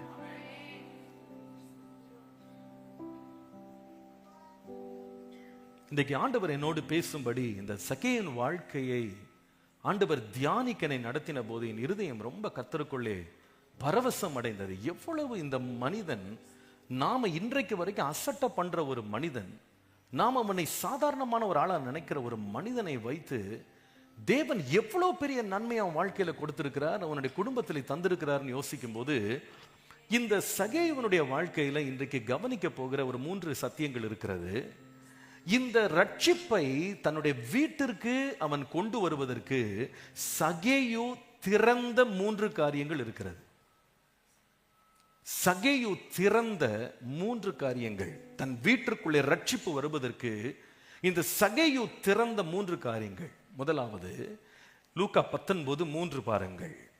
ஆயக்காரருக்கு தலைவனும் ஐஸ்வர்யமானுமாய் இருந்த சகேயு எனப்பட்ட ஒரு மனுஷன் இயேசு எப்படிப்பட்டவரோ என்று பார்க்க அவரை என்ன செய்தான்? வகை தேடினான். இயேசு எப்படிப்பட்டவரோ என்று பார்க்க வகை தேடினான். Number 1, Zacchaeus opened his heart for Jesus. இயேசுவுக்காக இந்த சகேயு என்கிற மனுஷன் திறந்த முதலாவது காரியம் அவனுடைய இருதயம். அவனுடைய இருதயம். இதை நான் விளக்குகிறேன், உங்களுக்கு புரியும். அப்போ தேவன் தன்னுடைய வீட்டிற்குள்ளே இந்த ரட்சிப்பின் ஆசீர்வாதத்தை கொண்டு வருவதற்கு சகேயு தனக்குள்ளே திறந்து விட்ட முதல் காரியம் அவனுடைய இருதயம். ஏன் இதை சொல்லுகிறேன் என்றால், இவன் யார் என்றால் இவன் ஒரு ஆயக்காரன், ஆயக்காரர்களுக்கு தலைவன். இவனுடைய பிழைப்பே என்ன, இவனுடைய வாழ்க்கை முறை என்னவென்றால் அநியாயமா பணத்தை சம்பாதிக்கிறது, அளவுக்கு அதிகமா வட்டியை வாங்கிறது, அளவுக்கு அதிகமா வரியை வசூலிக்கிறது, ஜனங்களுடைய கோபத்தை பெறுவது. இதுதான் இவனுடைய வாழ்க்கையின் வாடிக்கை. இவன் அனுதினமும் யாரை தான் பார்க்க போவான் என்றால் வாடிக்கையாளர்களை பார்க்க போவான். வரி வசூலிப்பதுதான் இவனுடைய நோக்கம். இவனுக்கு தெரியும் தான் செய்வது அநியாயம் என்று தெரியும். இதற்கு ஒரு தனி பிரசங்கம் கேட்க வேண்டிய அவசியம் இல்லை. குத்தப்படுறதுக்கு, பாவ உணர்வு வர்றதுக்கு இவனுக்கு நல்லா தெரியும் இவன் யார் என்று அவனுக்கு தெரியும். ஜனங்கள் அவனை ஏற்கனவே இவன் யார் என்று பட்டம் சுமத்தி இருந்தார்கள். எல்லாருக்கும் தெரியும் இவன் யார் என்று சொல்லி. ஒவ்வொரு நாளும் பாவம் செய்வதற்காகவும் அநியாயமான வாழ்க்கை வாழ்வதற்காகவும் எழுந்து போன ஒரு மனுஷன் அன்றைக்கு காலையில ஒரு காரியத்தை கேள்விப்பட்டான். நம்முடைய ஊர் பக்கம் இயேசு வருகிறார். கொஞ்சம் யோசித்து பாருங்க, இவனுக்கும் இயேசுக்கும் எந்த சம்பந்தமுமே கிடையாது. இவனுடைய வேலைக்கும் இயேசுனுடைய வேலைக்கும் எந்த சம்பந்தமும் கிடையாது. ஆனால் ஆனால் இயேசுவிடத்திலே வரி வாங்கல்ல, இயேசு எப்படிப்பட்டவரோ என்று பார்க்க தன் வீட்டை விட்டு ஒரு மனுஷன் கிளம்பினான். நான் இயேசுவை பார்க்க வேண்டும். அவன் இருதயத்தில் ஒரு விருப்பம் அன்றைக்கு வந்தது. தினந்தோறும் அநியாயத்தை செய்யவே இருதயம் நிறைந்திருந்த ஒரு இருதயம் அன்றைக்கு இயேசுவை பார்க்கணும், இயேசுவை பார்க்கணும், இயேசுவை பார்க்கணும், இயேசுவை பார்க்கணும். வீட்டுல கேட்டிருப்பாங்க, இன்னைக்கு எங்க போறீங்க? நான் இந்த ஊர்ல போய் வரி வசூலிக்க போறேன், 10 பேர் என் கையில வேலை செய்றாங்க, அவங்ககிட்ட காசு வாங்க போறேன், இப்படிதான் போயிருப்பான் ஒவ்வொரு நாளும். ஆனா இன்றைக்கு வித்தியாசமா சொல்லுகிறான், இயேசுவை பார்க்க போறேன், இயேசுவை பார்க்க போறேன், இயேசுவை பார்க்க போறேன் என்று இவன் இயேசுவை பார்க்க ஒரு இருதயம் அன்றைக்கு திறக்கப்பட்ட. நல்ல கவனிங்க, சகேயு போன்றவர்கள்லாம் பொதுவா இயேசுவை பார்க்கணும்னு விரும்ப மாட்டாங்க. ஏன் தெரியுமா? சகேயு எப்படிப்பட்டவன்? அவன் பிரச்சனையில் உள்ள ஒரு மனுஷன் இல்லை, அவன் பெரிய பணக்காரன். வேதம் சொல்கிறது அவன் பெரிய ஐஸ்வர்யமான். அவனுக்கு பணத்துக்கு ஒரு பிரச்சனை கிடையாது, அவனுடைய பதவியில ஒன்றும் அவனுக்கு குறைச்சல் கிடையாது. கர்த்தர் இன்னும் என்ன உயர்த்தணும்னு அவன் விரும்ப வேண்டிய அவசியமே இல்லை. ஏனென்றா ஏற்கனவே ஆயக்காரர்களுக்கெல்லாம் தலைவனா மாறிட்டான், ஒரு நல்ல ஹை பொசிஷன்ல இருக்கான் இந்த மனுஷன். அப்போ உலக பிரகாரமா அவனுக்கு வேண்டிய எந்த ஆசீர்வாதமும் அவனுக்கு ஒன்றும் குறைவில் இல்லை, எல்லாமே அவனுக்கு இருக்கு. பணம் இருக்கு, பொருள் இருக்கு, வேண்டிய ஆஸ்திகள் இருக்கு, வீடு இருக்கு, அவனுக்கு வேண்டிய பட்டம் பதவி எல்லாமே இருக்கு. இனி என்ன வேணுங்க உலகத்துல? கொடுக்கக்கூடிய எல்லாமே அவன் கையில இருக்கு. ஆனால் அந்த மனிதனுடைய இருதயத்துல அன்றைக்கு ஒரு எண்ணம் வந்தது, இத்தனை நான் சம்பாதிச்சாலும் இயேசுவை பார்க்காம என் வாழ்க்கை நிறைவாகவே முடியாது, இயேசுவை நான் சந்திக்காம என் வாழ்க்கை நிறைவடைய முடியாதுன்னு நம்ம நினைத்தான். அதனால நான் எவ்வளவோ பணம் பார்த்துட்டேன், எவ்வளவோ பட்டம் வச்சிருக்கேன், எவ்வளவோ பதவிகள் இருக்கேன், எவ்வளவோ நான் உயர்ந்திருக்கிறேன், ஆனா இயேசுவை பார்க்காம நான் என் வாழ்க்கையை முடிச்சிடக்கூடாதுன்னு இயேசுவை சந்திக்கும்படி அவன் வந்தான். பொதுவாகவே இயேசுவை சந்திக்க வந்த ஐஸ்வர்யவான்கள் இயேசுவிடத்திலிருந்து சந்தோஷமா போகல. உங்களுக்கு தெரியும், ஒரு ஐஸ்வர்யமான வாலிபன் இயேசுவிடத்திலே நித்திய ஜீவனை சுதந்திரிக்கணும் கூட வந்தான். ஆனா இயேசுனுடைய வார்த்தைகளை கேட்டு துக்கத்தோடே திரும்பி போய்விட்டான் என்று வாசிக்கிறோம். இயேசு 4 நிலங்களை பற்றி பேசும் பொழுது முட்களுடைய நிலங்களை பற்றி பேசும்போது சொல்லுகிறார், வசனமாகிய விதை விழுந்தது, ஆனால் ஐஸ்வர்யத்தின் மயக்கம் அந்த வசனத்தை அவித்து போட்டது. அப்ப பொதுவா ஐஸ்வர்யவான்கள் வார்த்தை இடத்திலே தேவனிடத்திலே சேர்றத விரும்ப மாட்டாங்க, அது அவங்களுக்கு ஒவ்வாதது, அவங்களுக்கு கஷ்டமா இருக்கும். ஒரு பெரிய ஐஸ்வர்யவானை பற்றி இயேசு பேசினார், ஓமானமா சொல்றார், ஐஸ்வர்யவானுடைய நிலம் நன்றாய் விளைந்தது, அந்த ஆண்டு மிகுந்த பெரிய பலன் அவனுக்கு வந்தது. உடனே அவன் மனது என்ன பண்ணுச்சு தெரியுமா? தேவனண்டை சேரணும்னு நினைச்சானா? கர்த்தரை தேடணும்னு நினைச்சானா? இல்ல. இப்பொழுது நான் என்ன செய்வேன்? என்னுடைய ஆலைகளை இடித்து பெரிதாய் கட்டுவேன், என்னுடைய தானியங்களை எல்லாம் சேர்த்து வச்சுட்டு ஆத்துமாவை பார்த்து, ஆத்துமாவை நீ எதற்கும் கவலைப்படாதே, உனக்கு அநேக ஆண்டுகளுக்காக நான் சேர்த்து வச்சுட்டேன், நீ நல்லா புசித்து குடித்து நீ சந்தோஷமாயிரு. அவனுடைய என்டையர் லைஃப் பிளான்ல பாருங்களேன், ஆண்டவருக்கு இடமே கிடையாது. No place for God. இன்னைக்கு அநேகர் நினைக்கிறாங்க, என் வாழ்க்கையில பணமும் பொருளும் ஆஸ்தியும் உலகம் கொடுக்கிற ஆசீர்வாதங்கள் எனக்கு இருந்தா போதும், அது எனக்கு நிறைவை தரும் நினைக்கிறாங்க. அதுவும் விசேஷமா பணம் கையில வந்துட்டா கடவுள் அவசியம் இல்லைன்னு நினைக்கிறாங்க. ஆனால் இங்கே ஒரு மனுஷன் இருந்தான், அவனுக்கு பணம் இருந்தது, ஆஸ்தி இருந்தது, பட்டம் பதவி உலகத்தில் உயர்வு எல்லாம் இருந்ததுங்க. ஆனா அதுக்கு நடுவுல இந்த இயேசு எப்படிப்பட்டவரோ அவரை நாம் பார்க்கணும், அவரை நாம் பார்க்கணும், அவரை நாம் பார்க்கணும். அவரை பார்க்க வந்தவங்க ஒரு நாளும் வந்தபடி திரும்ப போகவே மாட்டாங்க. ஹல்லேலூயா. நல்ல கவனிங்க, நான் ஆரம்பத்தில் சொன்னேன் அவன் இருதயம் திறக்கப்பட்டதுன்னு சொன்னேன். இதுக்கு ஒரு காரணம் இருக்கு, இதுக்கு ஒரு காரணம் இருக்கு. ஏன் அந்த வார்த்தையை நான் சொல்லுகிறேன் தெரியுமா? இந்த மனிதன் வேடிக்கை பார்க்க வரலன்றதுதான் உண்மை.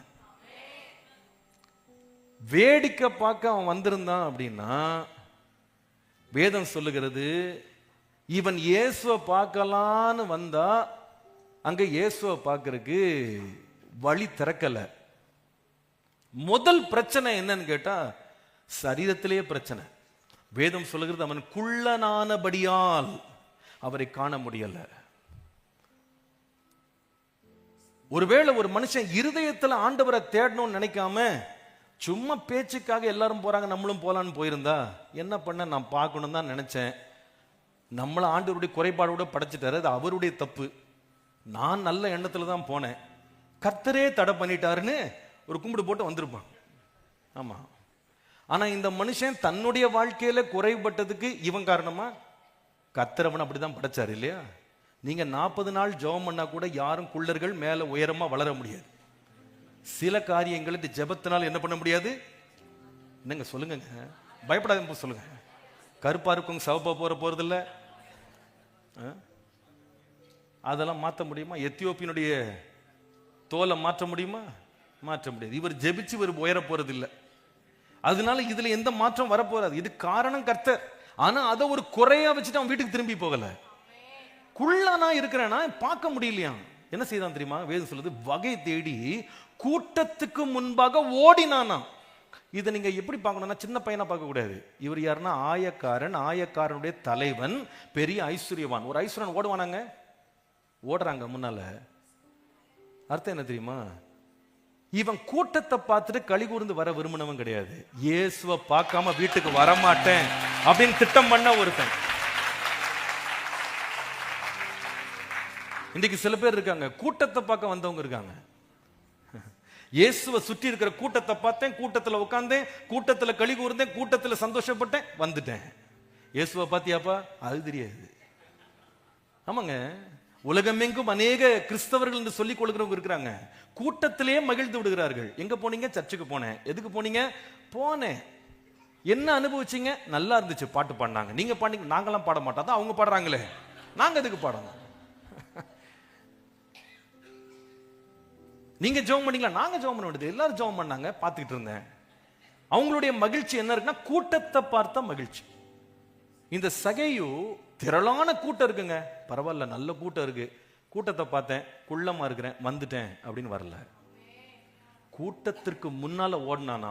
ஓடுனா இவன் முன்னால இன்னொரு கூட்டம் ஓடிட்டு இருக்கு. அப்பம் கூட இயேசுவை பார்க்க முடியல. என்னங்க பண்றது? நம்ம நினைச்சோம் இயேசுவை பார்க்கணும்னு நினைச்சோம், நமக்கு கொடுப்பனை இல்லை, கர்த்தரே வழி அடைச்சிட்டாரு அப்படின்னு போயிட்டானா? பொதுவாகவே நான் பார்த்திருக்கிறேன், நீங்க பாவம் செய்யறதுக்கெல்லாம் தடை நீங்க ஜெபிக்க வேண்டிய அவசியமே இல்லை. உண்மையா இல்லையா? நான் இது வரைக்கும் யாரு என்கிட்ட ஐயா இன்னைக்கு ராத்திரி குடிக்கலான்னு இருக்கேன், ஒரே தடையா இருக்கு, நீங்க தயவு செய்து எனக்கா நீங்க ஜெபம் பண்ணுங்க, இது வரைக்கும் யாரும் ஜெபத்துக்கு வந்ததே இல்லை, வந்ததே கிடையாது. சிகரெட் பிடிக்கிறோன்னு பத்த வைக்கிறேன் ஐயா, எரியவே மாட்டேங்குது, ஜெபிச்சு சொல்லுங்க, இப்படி வந்ததே கிடையாது. இல்லையா? வீட்டிலே கொண்டு சப்ளை பண்ணிடுறான் குடிய, ஹோம் சப்ளை பண்றான், ஹோம் டெலிவரி. பாவம் செய்யறதுக்கு ஏதாவது தடை வருதாங்க யாருக்காவது? சொல்லுங்க பாப்போம். பாவம் செய்ய ரொம்ப கஷ்டப்பட்டேன் பாஸ்டர், முடியவே இல்லை, பிசாசு ஒரே போராட்டம், விடவே மாட்டேன்டான், பாவம் செய்ய விட மாட்டேன்டான். எங்கயாவது ஒரு போராடின ஒரு ஆளை காட்டுங்க பாப்போம். இங்க யாராவது ஒருத்தர் சாட்சி சொல்வீங்களா?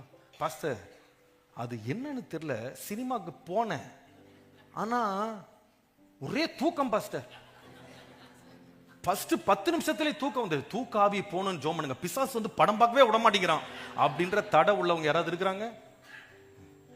படம் பார்க்கும் போது தூக்கம் வராது, குடிக்கணும் போது தடை வராது, சிகரெட் எடுத்தா தடை வராது, ஆனா பைபிள் எடுத்தா தூக்கம் வந்துடும்.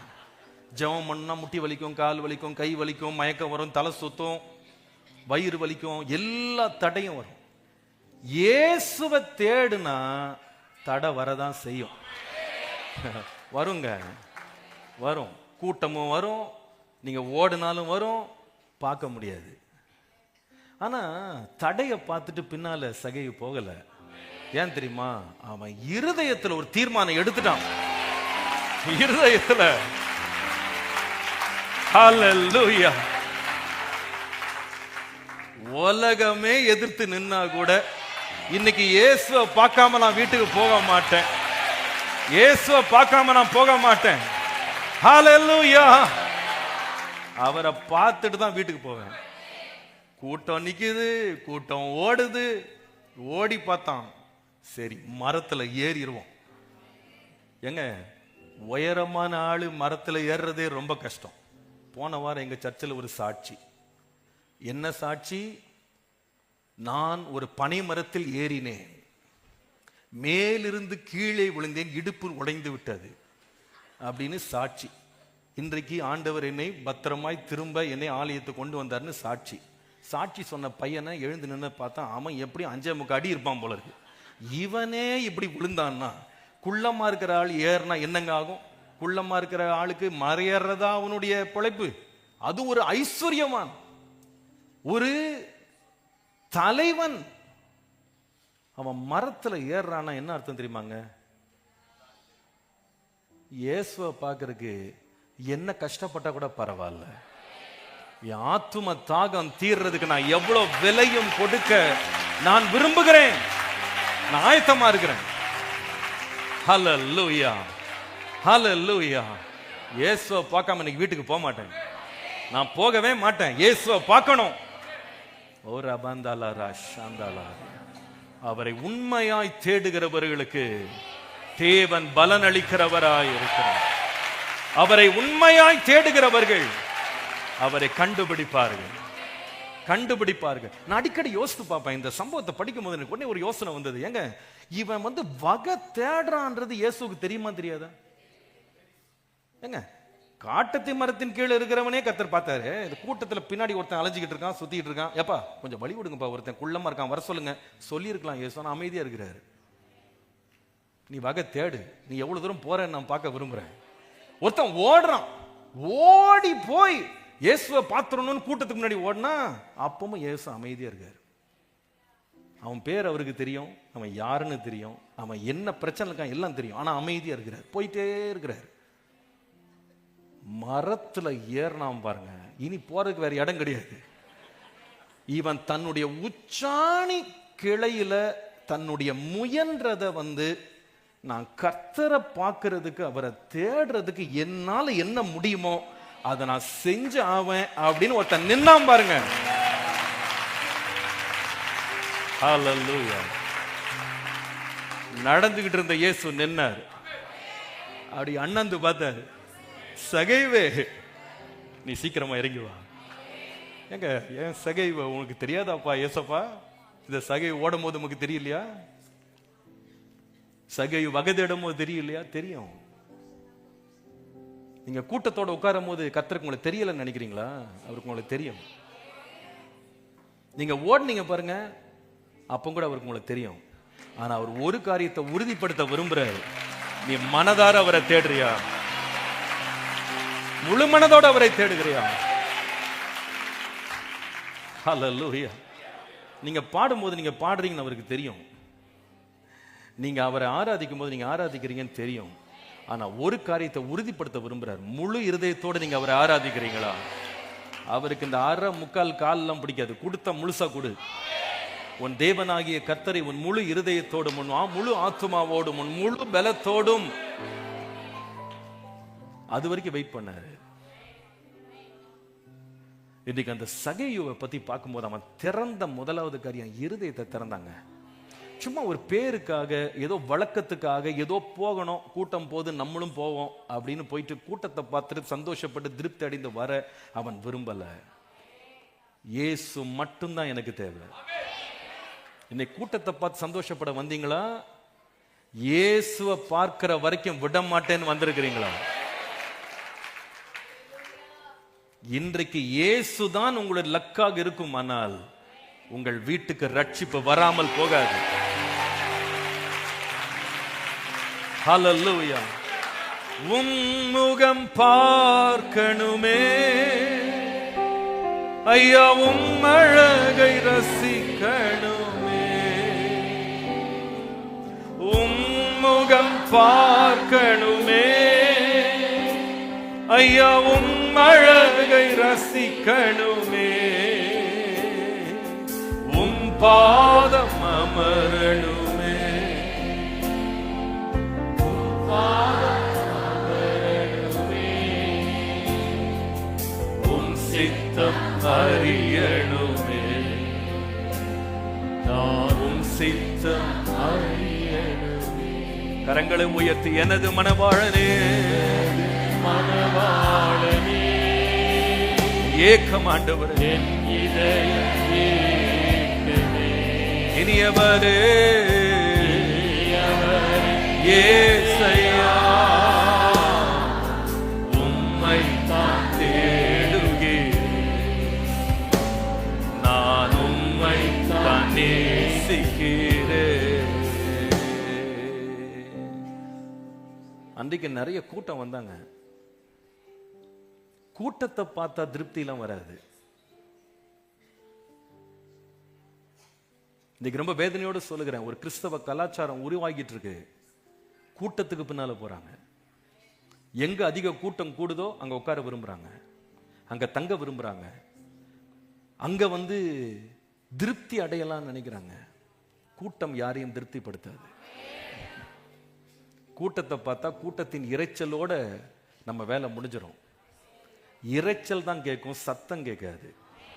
ஆனா இயேசுவை பார்த்தீங்கன்னா அவருடைய வார்த்தையின் சத்தம் நமக்கு நேரா வரும். கூட்டத்துல மகிழக்கூடாது. கூட்டம் வரும், கூட்டம் போகும். நமக்கு தேவை இயேசுதான். ஹல்லேலூயா. கூட்டத்தின் நடுவுல ஒரு மனுஷன் அவரை தேடினாங்க. எனக்கு தெரியல, அந்த கூட்டத்தில் உள்ள எல்லா பேரும் கண்டிப்பா ஆண்டவருக்கு தெரிஞ்சிருக்கும். நம்ம எல்லாரையும் ஆண்டவர் பேர் சொல்லி அழைக்கிறார் இல்லையா? அத்தனை பேரும் அவருக்கு தெரியும். ஒருத்தன் பேரையாவது கூப்பிட்டாராங்க? ஒருத்தனுடைய பேரையா கூப்பிட்டாரா? கூப்பிடல. அப்ப நான் நினைக்கிறேன், அந்த கூட்டம் எல்லாம் எதுக்கு வந்துச்சுன்னா, இன்னொரு கூட்டத்தை பார்த்து ஒரு கூட்டம் சேர்ந்துச்சு, இந்த கூட்டத்தை பார்த்து இன்னொரு கூட்டம் சேர்ந்துச்சு, இந்த கூட்டத்தை பார்த்து இன்னொரு கூட்டம் சேர்ந்துச்சு, கூட்டமா போனாங்க. ஏன்பா நீ போற? கூட்டம் போது நானும் போறேன். இந்த மாப் சைக்காலஜின்னு ஒன்று இருக்கு தெரியுமா? ஒன்றும் இல்லை, நான் சொல்றது வேணா நீங்க ட்ரை பண்ணி பாருங்க. இந்த ரோடு பக்கம் இங்க வாய்க்கால்லாம் இருக்குன்னு தெரியல, நீங்க வாய்க்கால் பக்கத்துல ஒரு 2 பேர் போற பைக்கை திடீர் நிறுத்திட்டு இறங்கி சும்மா எட்டி பாருங்களேன். நான் சொல்றது உங்களுக்கு என்னன்னு புரியும். உடனே 2 பேரும் என்ன சார் பாக்குறீங்க? நீங்க பார்த்துட்டு இருந்தா ஒரு பஸ் நின்றோம், லாரி நின்றோம், ஆட்டோ நின்றோம், எல்லாம் வந்துருவாங்க. நீங்க போய் கேளுங்க, என்னப்பா பாக்குறீங்க? தெரியல சார், அவங்க பாக்குறாங்க, நானும் பார்த்தேன். இது நடக்குதா இல்லையா? முழு கூட்டத்துக்கும் எதுக்கு நிக்கிறேனே தெரியாது, அதுக்கு டிராபிக் ஜாம் ஆயிரும். அன்றைக்கு வந்த கூட்டம் முழுசா அப்படிதான் வந்துச்சு போல. இயேசு இயேசு இயேசுன்னு இயேசுவை பார்த்தியா? பார்க்கலாங்க, கூட்டம் பார்த்தேன், நல்லா இருந்துச்சு, கூட்டம் பெருசா இருந்துச்சு, எல்லாம் திரும்பி போயிட்டான். ஒருத்தன் மொத்தம் அவரை பார்க்கிற வரைக்கும் முயற்சி பண்றதை நிறுத்தணும். அதான் இருதயம். அவன் இருதயம் திறந்துருச்சுங்க ஆண்டவருக்காக. சும்மா மேலோட்டமா சும்மா ஒரு பேச்சுக்குன்னு வந்தேன், கூட்டத்துக்கு வந்தேன் கிடையாது. சும்மா ஒரு பேச்சுக்காக வருஷம் தோறும் வர்றது போல ஒரு பிரேயருக்கு நான் வந்தேன், ஒரு ஆராதனைக்கு வந்தேன், கூட்டத்துல மகிழ்ந்தேன், பாட்டுல மகிழ்ந்தேன், நான் ஆராதனையில மகிழ்ந்தேன், யாரோ பேசினாங்க அப்படின்னு போனேன். அப்படி கிடையாது. இயேசுவை பார்க்கணும். நீங்க அவரை மட்டும் பிடிச்சிட்டீங்க வச்சுக்கிடுங்க, உங்க வீடு இருக்கிறது போல இருக்காது. ஹல்லேலூயா, ஹல்லேலூயா. எனக்கு நீங்க வேண்டும் ஆண்டவரே. எத்தனை பேருக்கு ஆண்டவர் வேணும்? அப்படியே 2 கையை உயர்த்தி சொல்லுங்க, ஆண்டவரே நீங்க போதும்பா, நீங்க போதும்பா, நீங்க போதும்பா, நீங்க போதும்பா. ஹல்லேலூயா. நீர் மாத்திரம் போதும், நீர் மாத்திரம் போதும், நீர் மாத்திரம் போதும் எனக்கு,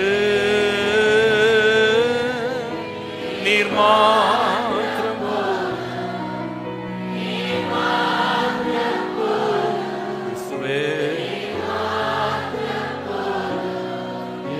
எனக்கு. சகேயுடைய வாழ்க்கையில முதலாவது திறக்கப்பட்டது அவன் இருதயம். நம்ம குடும்பத்துக்காக, நம்ம ஆசீர்வாதத்துக்காக, நம்முடைய வாழ்க்கையே மாறுறது கர்த்தர் இன்றைக்கு நம்ம இருதயத்தை திறப்பாராக. இருதயம். 2வது அவன் வாழ்க்கையில திறந்ததை நீங்கள் லூக்கா 19ஆம் அதிகாரம் 5-6 வசனங்களை பார்க்கும் பொழுது, இயேசு அந்த இடத்திலே வந்தபோது அண்ணாந்து பார்த்து அவனை கண்டு, சகேயுவே நீ சீக்கிரமா இறங்கி வா, இன்றைக்கு நான் உன் வீட்டிலே தங்க வேண்டும். நல்ல கவனிங்க, ரொம்ப முக்கியமான ஒரு குறிப்பு. இயேசு சகேயுவை எங்கே கண்டார் என்றால் கூட்டத்திலே கண்டார். ஒரு கூட்டம் அவரை பின்தொடர்ந்து வந்தது. கூட்டத்தோடு இந்த சகேயுவை அப்படியே பார்த்தார். மேல இருக்கிறப்பா சகேயுவே அப்படின்னு பேர் சொல்லி கூப்பிட்டார். கூப்பிட்டவர் இருதயம் திறந்தவனை பார்த்து என்ன சொன்னார் தெரியுமா? உன் இருதயம் திறந்தது ரொம்ப சந்தோஷம். கூட்டத்துக்கு முன்னால ஓடி வந்த, மரத்து மேல ஏறிட்ட, என்னை பார்க்காம போக மாட்டேன்னு முழு இருதயத்தோடு என்னை தேடுனப்பா, அது எனக்கு ரொம்ப பிரியம். இப்போ இருதயம் திறந்தவன்ட்ட அடுத்த கேள்வி கேட்கிறாரு, வீட்டை திறப்பியான்னு கேட்கிறாரு. உன் வீட்டை திறப்பியா? இங்க பாருங்க, நல்ல கவனிங்க. ரோட்ல நின்னுகிட்டு இயேசுக்காக இருதயத்தை திறக்கிறது ஓகே, அது பாராட்ட வேண்டிய காரியம்தான். ஆனா ரோட்ல நின்றுட்டு இயேசுக்காக கூட்டத்தோடு இருதயத்தை திறக்கிறவங்க வீட்டுக்கு இயேசு கூட்டு போறதுக்கு ரெடியா இருக்காங்களான்றதான் கேள்வி. கூட்டத்துல இயேசுவே இயேசுவே அல்லேலூயா அல்லேலூயான்னு கத்துறது ரொம்ப ஈஸி. அதே இயேசு ஏப்பா ரோட்ல உன்னை சந்திக்கிறேன்னா உன் வீட்டுக்கு வர்ற ரெடியா இருக்கியான்னு கேட்டா, ஆண்டவரே வார்த்தையை மட்டும் அனுப்புங்க, நீங்க என் வீட்டுக்குள்ள வர்றதுக்கு நாங்க தகுதி இல்லைன்னு சொன்ன நூற்றுக்கு அதிபதி போல சில பேர் இயேசுவை ரோட்டோட விட்டு போறதுக்கு ரெடியா இருக்காங்க. சர்ச்சுக்கு வந்தோமா, ஏதோ பாடினோமா, கத்துனோமா, அல்லேலூயா போட்டோமா, கை தட்டினோமா, ஆரவாரிச்சோமா, இங்கயோட கதையை முடிச்சுட்டு வீட்டுக்கு வா. வீட்டுக்கு வந்து இந்த வேலையெல்லாம் வச்சுக்கிட்டாங்க. சில பேருடைய மந்திரம் இயேசு வீட்டுக்கெல்லாம் வர வேணாம். ஏன்னா நமக்கு தெரியும் ஒரு ஆளை வீட்டில் தங்க வச்சா என்ன பிரச்சனை வரும் நமக்கு தெரியும். நம்ம நடவடிக்கை அவங்க பார்ப்பாங்க, நம்ம பேச்சை கேட்பாங்க. சில பேர் ஊர்ல இருந்து ஒருத்தர் வீட்டுக்கு வந்துட்டாங்கன்னா அவங்க குணமே மாறிடும், வேற வழி இல்லை. நம்ம பேரை ஊரெல்லாம் கெடுத்து விடுவாங்க. சண்டைய அவங்க போனதுக்கு அப்புறமா தொடர்ந்துக்கலாம். கெட்ட வார்த்தைலாம் பேசிடாத, வெறும் நல்ல வார்த்தை மட்டும் பேசு. நம்மளை பற்றி ஊர்ல நல்ல பேர் இருக்கு. என் மச்சான் வர்றான், என் பேரை கெடுத்துறாத சாமி அப்படின்னு கான்ட்ராக்ட் போட்டுக்கிறாங்க.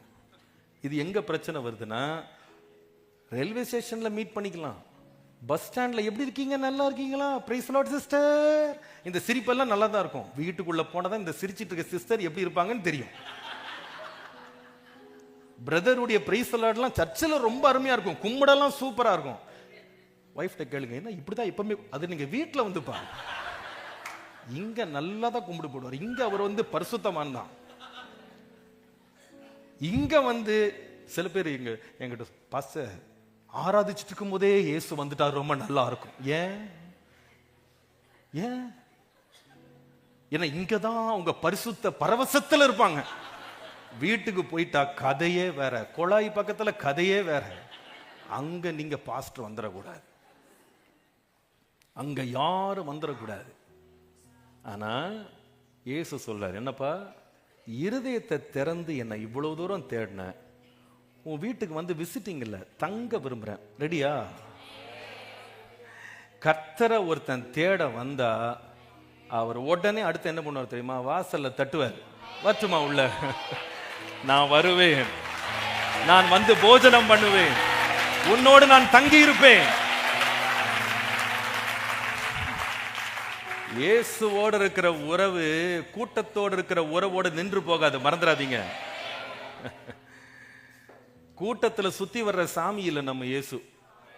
நம்ம ஆண்டவர் வீட்டுக்கு வர விரும்புறவர், வீட்டுக்கு வந்து நம்ம நடவடிக்கைகள் எல்லாம் பார்க்க விரும்புறவர். இன்னைக்கு நிறைய பேருடைய ஆவிக்குரிய அனுபவங்கள் கூட்டத்தோடு முடிந்து போகிறது. நிறைய பேருடைய அபிஷேகம், ஆராதனை, தேவ பக்தி, பரிசுத்தம், ஜெபஜீவியம் எல்லாம் பொது வெளியில் இருக்கிறது. ஆனால் தனி அறையில இல்ல. தனி அறையில போய் பார்த்தா அந்தரங்கத்துல பார்க்கிற பிதா வெளியில இருக்கிற ஒன்னையும் உள்ள காண முடியல. வெளியில எல்லாம் நல்ல அழகா பெயிண்ட் அடிச்சிருக்கு, உள்ள திறந்தா வெறும் எலும்பு தான். சகேயும் இயேசுவை பார்க்க வந்தான். இயேசு அவனை கூப்பிடல, இவனை தான் வந்தான். ஆனா ஒன்னும் மறந்துடாதீங்க, நீங்க இயேசுவை தேடி வந்துட்டீங்க, அவர் உங்களை சும்மா விட மாட்டார். என்னை இங்கேயே பார்த்துட்டு போயிடலாம் நினைக்கிறியா? நான் வரேன். இந்த கேள்வி ரொம்ப இன்ட்ரெஸ்டிங்கா இருக்கு பாருங்க. இன்றைக்கு பாருங்க, நம்ம ஒருத்தர் ரோட்ல ஒருத்தர் சந்திக்கிறோம், நம்மளை ரொம்ப தேடி ரொம்ப ஆசைப்பட்டு அப்படி நம்மளை தேடி வர்றாங்க அப்படின்னா, இன்றைக்கு உங்க வீட்டில் தங்கலாமா அப்படிதான் நாங்க கேட்போம். இயேசு எப்படி சொன்னாரு? இன்றைக்கு நான் உன் வீட்டிலே தங்க வேண்டும். இதான் என் அடுத்த சித்தம். என்னை பார்க்க வந்த, இப்ப நான் தங்க விரும்புறேன், நீ என்ன சொல்ற அப்படின்னா அர்த்தம் என்னன்னா, தேவனோடு ஒரு மனுஷன் உறவை ஆரம்பிக்கும் போது அந்த உறவு இப்படி இருக்காது, இப்படி போகும், அப்படியே மேல போகும். ஒரு லெவல்ல அவனை ஆண்டவரை கண்டுபிடிக்கிறவன் அடுத்த லெவல்ல தங்க வைக்கிறதுக்கு போயிடுவான். ஆண்டவரே நீங்க இப்ப என்னோட தங்கணும்பா, இயேசு தங்க வேண்டும்னு சொன்ன உடனே, ஆண்டவரே கொஞ்சம் வைஃப்ட கேட்டு சொல்லட்டுமா, எங்க வீட்டுல போயிட்டு கொஞ்சம் சரி பண்ண வேண்டியதான் இருக்கு, எல்லாம் பண்ணிட்டு வரேன் சொல்லல. வேதம் சொல்லுகிறது, அவன் சீக்கிரமா இறங்கி சந்தோஷத்தோடே இயேசுவை அழைத்து கொண்டு போனான். Zacchaeus not only opened his heart, he opened his house. தன் வீட்டை, தன் வசிக்கும் இடத்தை, தன் தங்கும் இடத்தை இயேசு தங்க வைக்கிறதுக்கு திறந்து விட்டான் பாருங்க. இன்னைக்கு நிறைய பேர் இயேசுவை சந்திக்கிறதுக்கு விரும்புறாங்க, இயேசு தங்களுக்குள்ளே தங்க விரும்புறது இல்ல. இயேசுவை ஒரு காட்சி பொருளாக, தெருவிலே பார்க்கிற ஒரு காட்சி பொருளாக, தூரத்திலிருந்து பார்க்கிற ஒரு அனுபவத்தோடு, இயேசு என்னோட பேசினார், நான் அவரோட பேசினேன், அத்தோட என் உறவு முடிஞ்சிட்டு அப்படின்னு நினைக்கிற ஒரு அனுபவத்தோட நிறுத்த விரும்புறாங்க.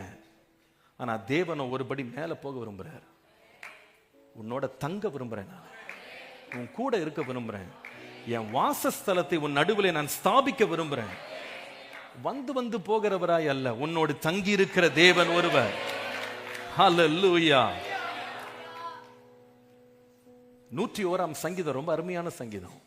இரக்கத்தையும் நியாயத்தையும் குறித்து பாடுவேன், கர்த்தாவே உம்மை கீர்த்தனம் பண்ணுவேன், உத்தமமான வழியிலே விவேகமாய் நடப்பேன், எப்பொழுது என்னிடத்தில் வருவி, என் வீட்டில் உத்தம இருதயத்தோடு நடந்து கொள்ளுவேன், தீங்கான காரியத்தை என் கண்முன் வைக்க மாட்டேன், வழி விலருடைய செய்கையை நான் வெறுக்கிறேன், அது என்னை பற்றாது. ஏன் இதெல்லாம் செய்ய மாட்டேன் அப்படின்னா, எப்ப என் வீட்டுக்கு வருவீங்க?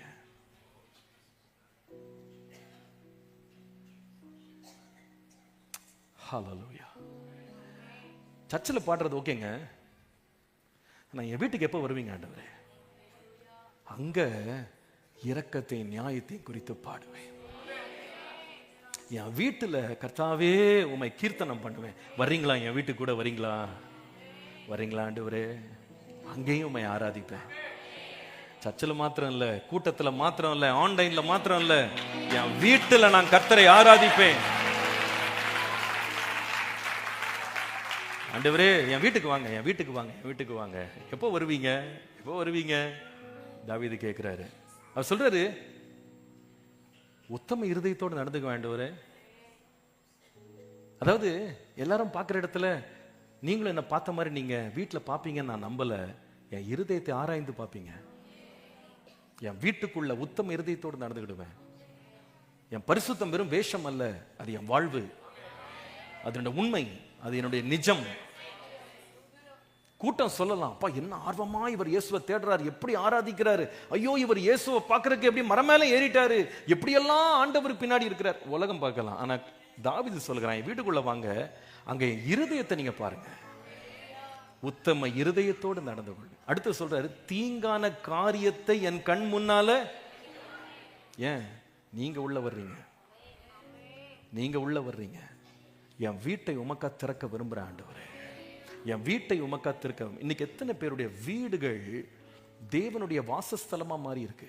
வேதத்துல வீடு அப்படின்றதுக்கு 3 அர்த்தங்கள் இருக்கு தெரியுமா? வீடு அப்படின்ற நிலைமையில 3 அர்த்தங்கள். முதலாவது 1 கொரிந்தியர் 5:1 வாசித்தால், இந்த கூடாரமாகிய வீடு அழிந்து போனாலும் என்று வாசிக்கிறோம். அது எதை பற்றி பேசுதுன்னா, நம்முடைய சரீரம். நம்முடைய சரீரம் ஒரு வீடு. தேவன் நமக்கு கொடுத்த வாழ்நாள் வரைக்கும் இந்த சரீரம் நமக்கு ஒரு வீடாக இருந்து நம்மை உள்ளே வைத்து பாதுகாக்கிறது. இரண்டாவது ஒரு வீடு வேதத்தில் இருக்கு, என்ன தெரியுமா? நீங்கள் மத்தேயு 7:24 வாசித்தால், அங்கே தன் வீட்டை கன்மலையின் மேல் கட்டின ஒரு புத்தி உள்ள மனுஷனை குறித்து வாசிக்கிறோம். அது எதை பற்றி பேசுனா, நம்முடைய தனிப்பட்ட வாழ்க்கை குறித்து பேசுது. நம்ம லைஃப், பர்சனல் லைஃப், நம்முடைய பாடி, நம்முடைய லைஃப். வீடுனா ரெண்டாவது அதுதான். மூன்றாவது வீடுனா என்ன தெரியுமா? 2 சாமுவேல் 7:18 தாவீது சொல்லுகிறான், நம்முடைய அடியானுடைய வீடு என்றென்றைக்கு உமக்கு முன்பாக இருப்பதாக. அது எதை பற்றி பேசுனா, குடும்பம். அப்போ ஆண்டவர் எதற்குள்ள வர விரும்புகிறார்னா, என் சரீரத்தையே தன்னுடைய ஆலயமாய் மாற்ற விரும்புகிறார். ஆண்டவர் எந்த வீட்டுக்குள்ள வர விரும்புகிறார் அப்படின்னா, ஆண்டவர் என்னுடைய தனிப்பட்ட வாழ்க்கையை ஆளுகை செய்ய விரும்புகிறார். என்னை ஒரு புது சிருஷ்டியாக மாற்ற விரும்புகிறார். நான் அவருக்குள்ளும் அவர் எனக்குள்ளும் இருந்து பழையவைகள் எல்லாம் ஒழிச்சு புதிய சாயலோடு நான் நடந்து கொள்றதுக்கு, புதிய ஜீவன் உள்ளவனாய் நடந்து கொள்வதற்கு கர்த்தர் என்னுடைய வாழ்க்கையே அவருடைய வாசஸ்தலமாய் மாற்ற விரும்புகிறார். மூன்றாவது வீடுன்றது நம்முடைய குடும்பம்.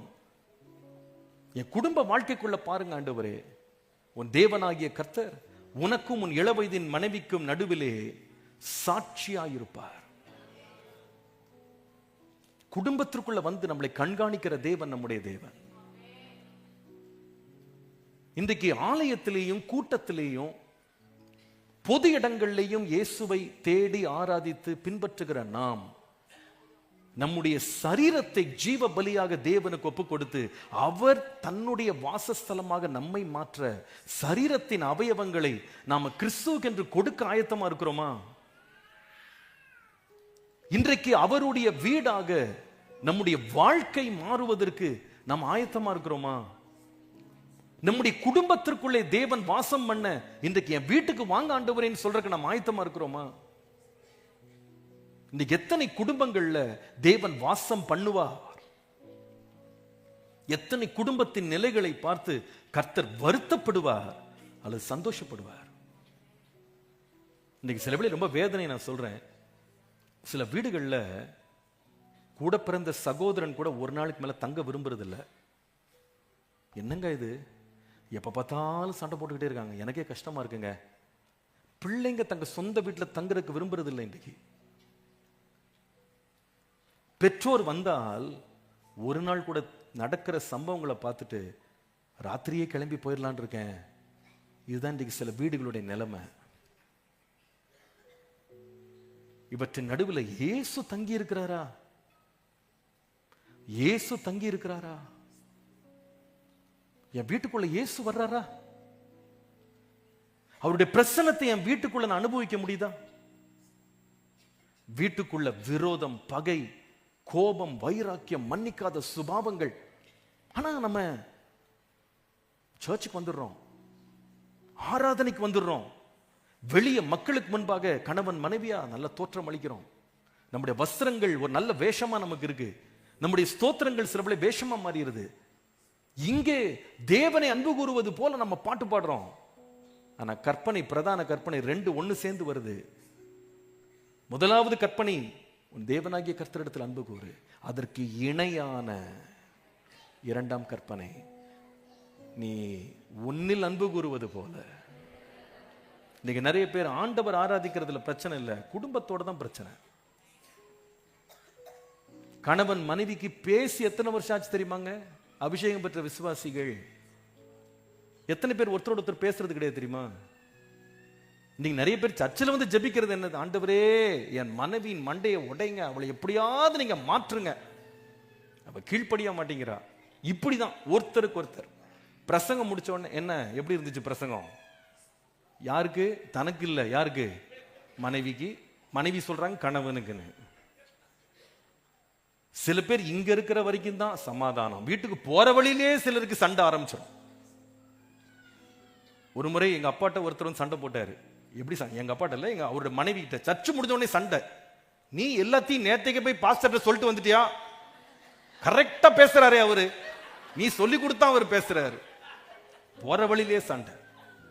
வந்தது எங்க? சர்ச்சில். போகும்போது என்னது? வீட்டுக்குள்ள தேவ பிரசன்னத்தை உணர முடியல. வீட்டுக்குள்ள தேவ பிரசனம் இல்லை, வீட்டுக்குள்ள தேவனோட ஐக்கியம் இல்லை, எல்லாம் கூட்டத்தோடு ஒரு அனுபவம். வீட்டிலேயோ வெறுமை.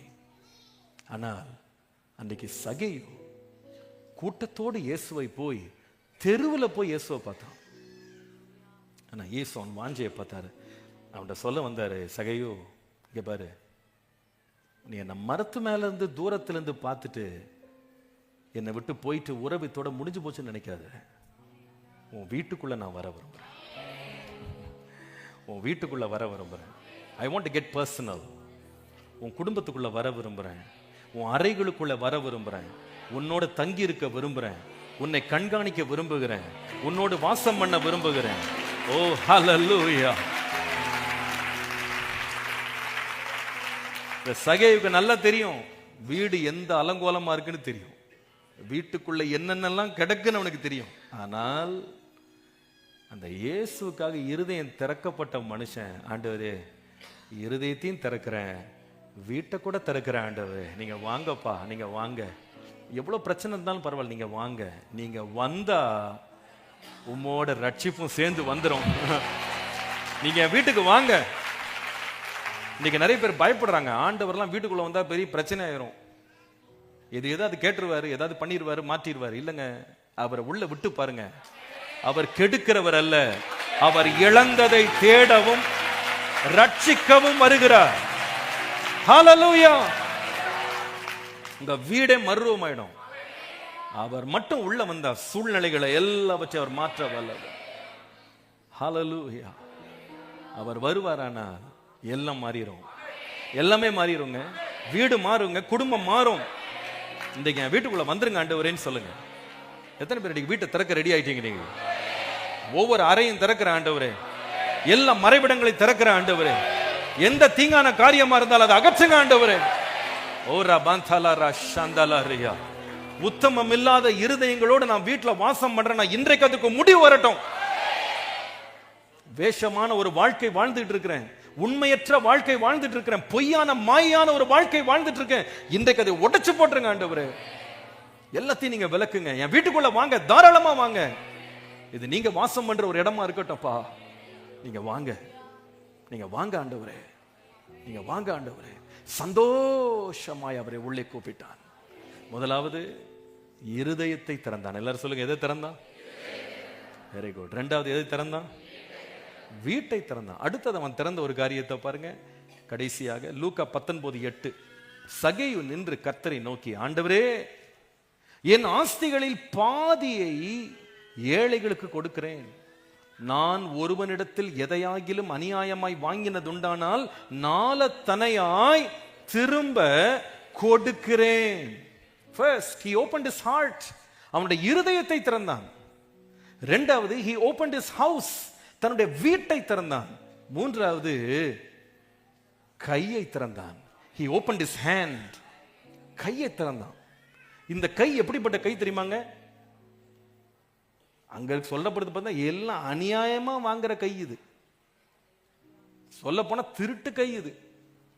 எங்கயாவது கை போச்சுன்னா இன்னொருத்த இந்த களவாடாம வீட்டுக்கு திரும்பாது. அப்படிப்பட்ட கை இது. கை வாங்கி வாங்கிய கொள்ளடிச்சு கொள்ளடிச்சே பழகி சேர்த்து வச்சிருக்கிற ஒரு ஆஸ்தியினால நிரப்பப்பட்ட ஒரு மனுஷன். இவன் கையை கண்டாலும் எல்லாரும் பயப்படுவாங்க. ஏன்னா இந்த கை ஒரு நாளும் கொடுத்த கை கிடையாது, எல்லாம் வாங்கின கை தான். ஏன்னா மற்றவங்களை கெடுத்த கை. இந்த கை அநேகரை வேதனைப்படுத்துச்சுங்க. சவுலுடைய கை கூட அப்படிதான் இருந்தது. இவனுடைய கையை கண்டாலே சபை நடுங்குச்சு.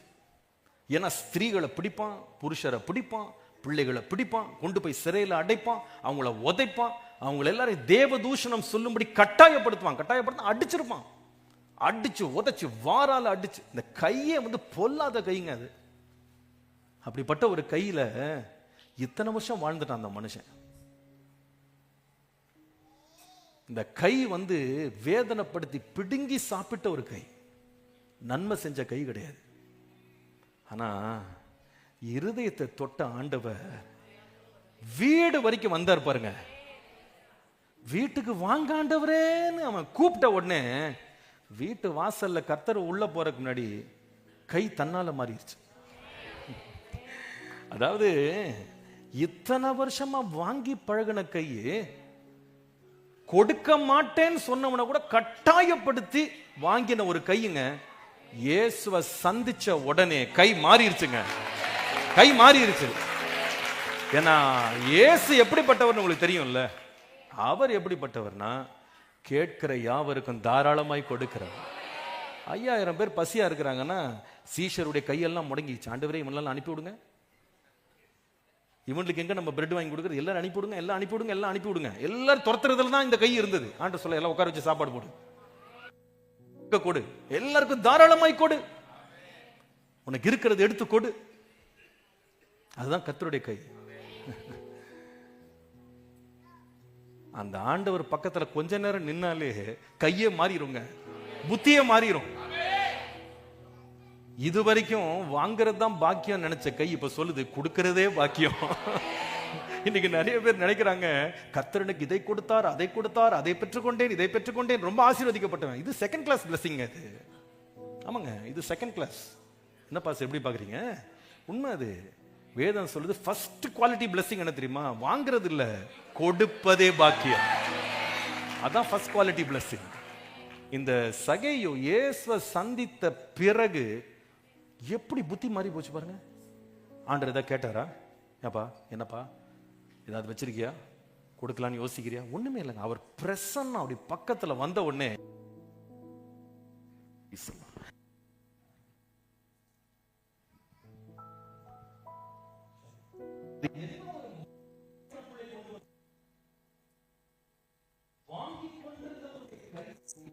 கொடுக்கிற கையாய் அது மாற்றி விட்டது. கொடுக்கிற கை. அது எப்படிங்க கொடுத்தான்? கொஞ்சமா அவன் கொடுத்தான்.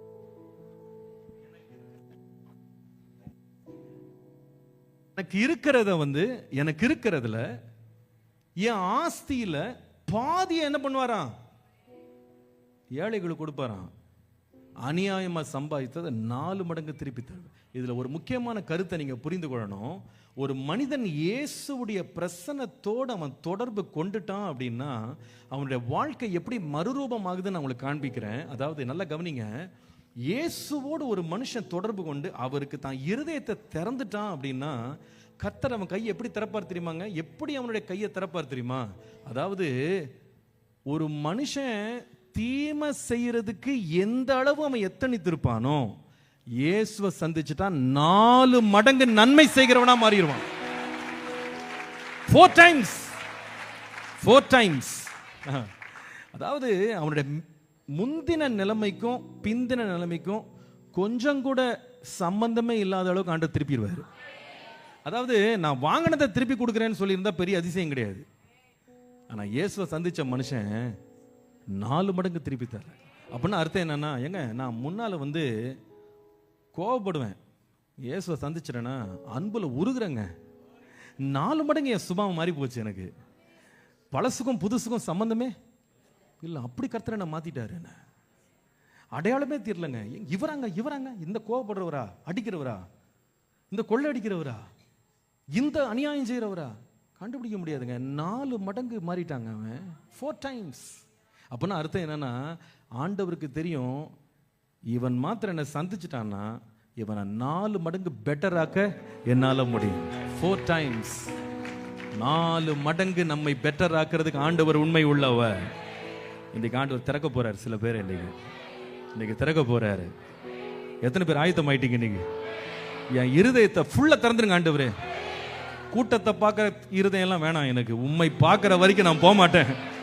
இன்னைக்கு உண்மை சந்திச்சுட்டு தான் போனோம். இன்னைக்கு சந்திச்சுட்டு போனோம். நீ சில பேர் இந்த இடத்துல நிறைய கேள்விப்பட்டு நீங்க நல்ல கூட்டம் வருது, நிறைய பேர் இதுல பாக்குறாங்க வர்றாங்க அப்படின்னு நீங்க வந்திருக்கலாம், தவறு இல்லை. ஆனா இன்றைக்கு வார்த்தை வருது. கூட்டத்தை மட்டும் பார்த்துட்டு போயிட்டா அதுல ஒரு அதிசயம் இல்லப்பா. இந்த கூட்டத்துக்கு நடுவுல ஒருத்தர் இருக்கிறாரு, ஒருவர் இருக்கிறாரு. அவரை பார்த்துட்டா அவன் வாழ்க்கையை மாறிடும்.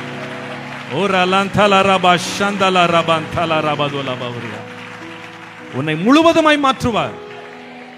அவரை நீ ஒரே ஒரு முறை பார்த்துரு. ஒரே ஒரு முறை. இன்றைக்கு ஒரு முறை இயேசுவே நான் உங்களை பார்க்க விரும்புறேன்னு சொல்லு. என்னாலும் சரி, உருண்டு பெறலணுமா, நான் அழணுமா, நான் கத்தணுமா, கூப்பாடு போடணுமா. அன்னைக்கு அந்த பர்த்திமை செஞ்சான் பாருங்க. இயேசுவே தாவீதின் குமாரனே எனக்கு இறங்கும்னா இயேசு அமைதியா போயிட்டே இருந்தாரு.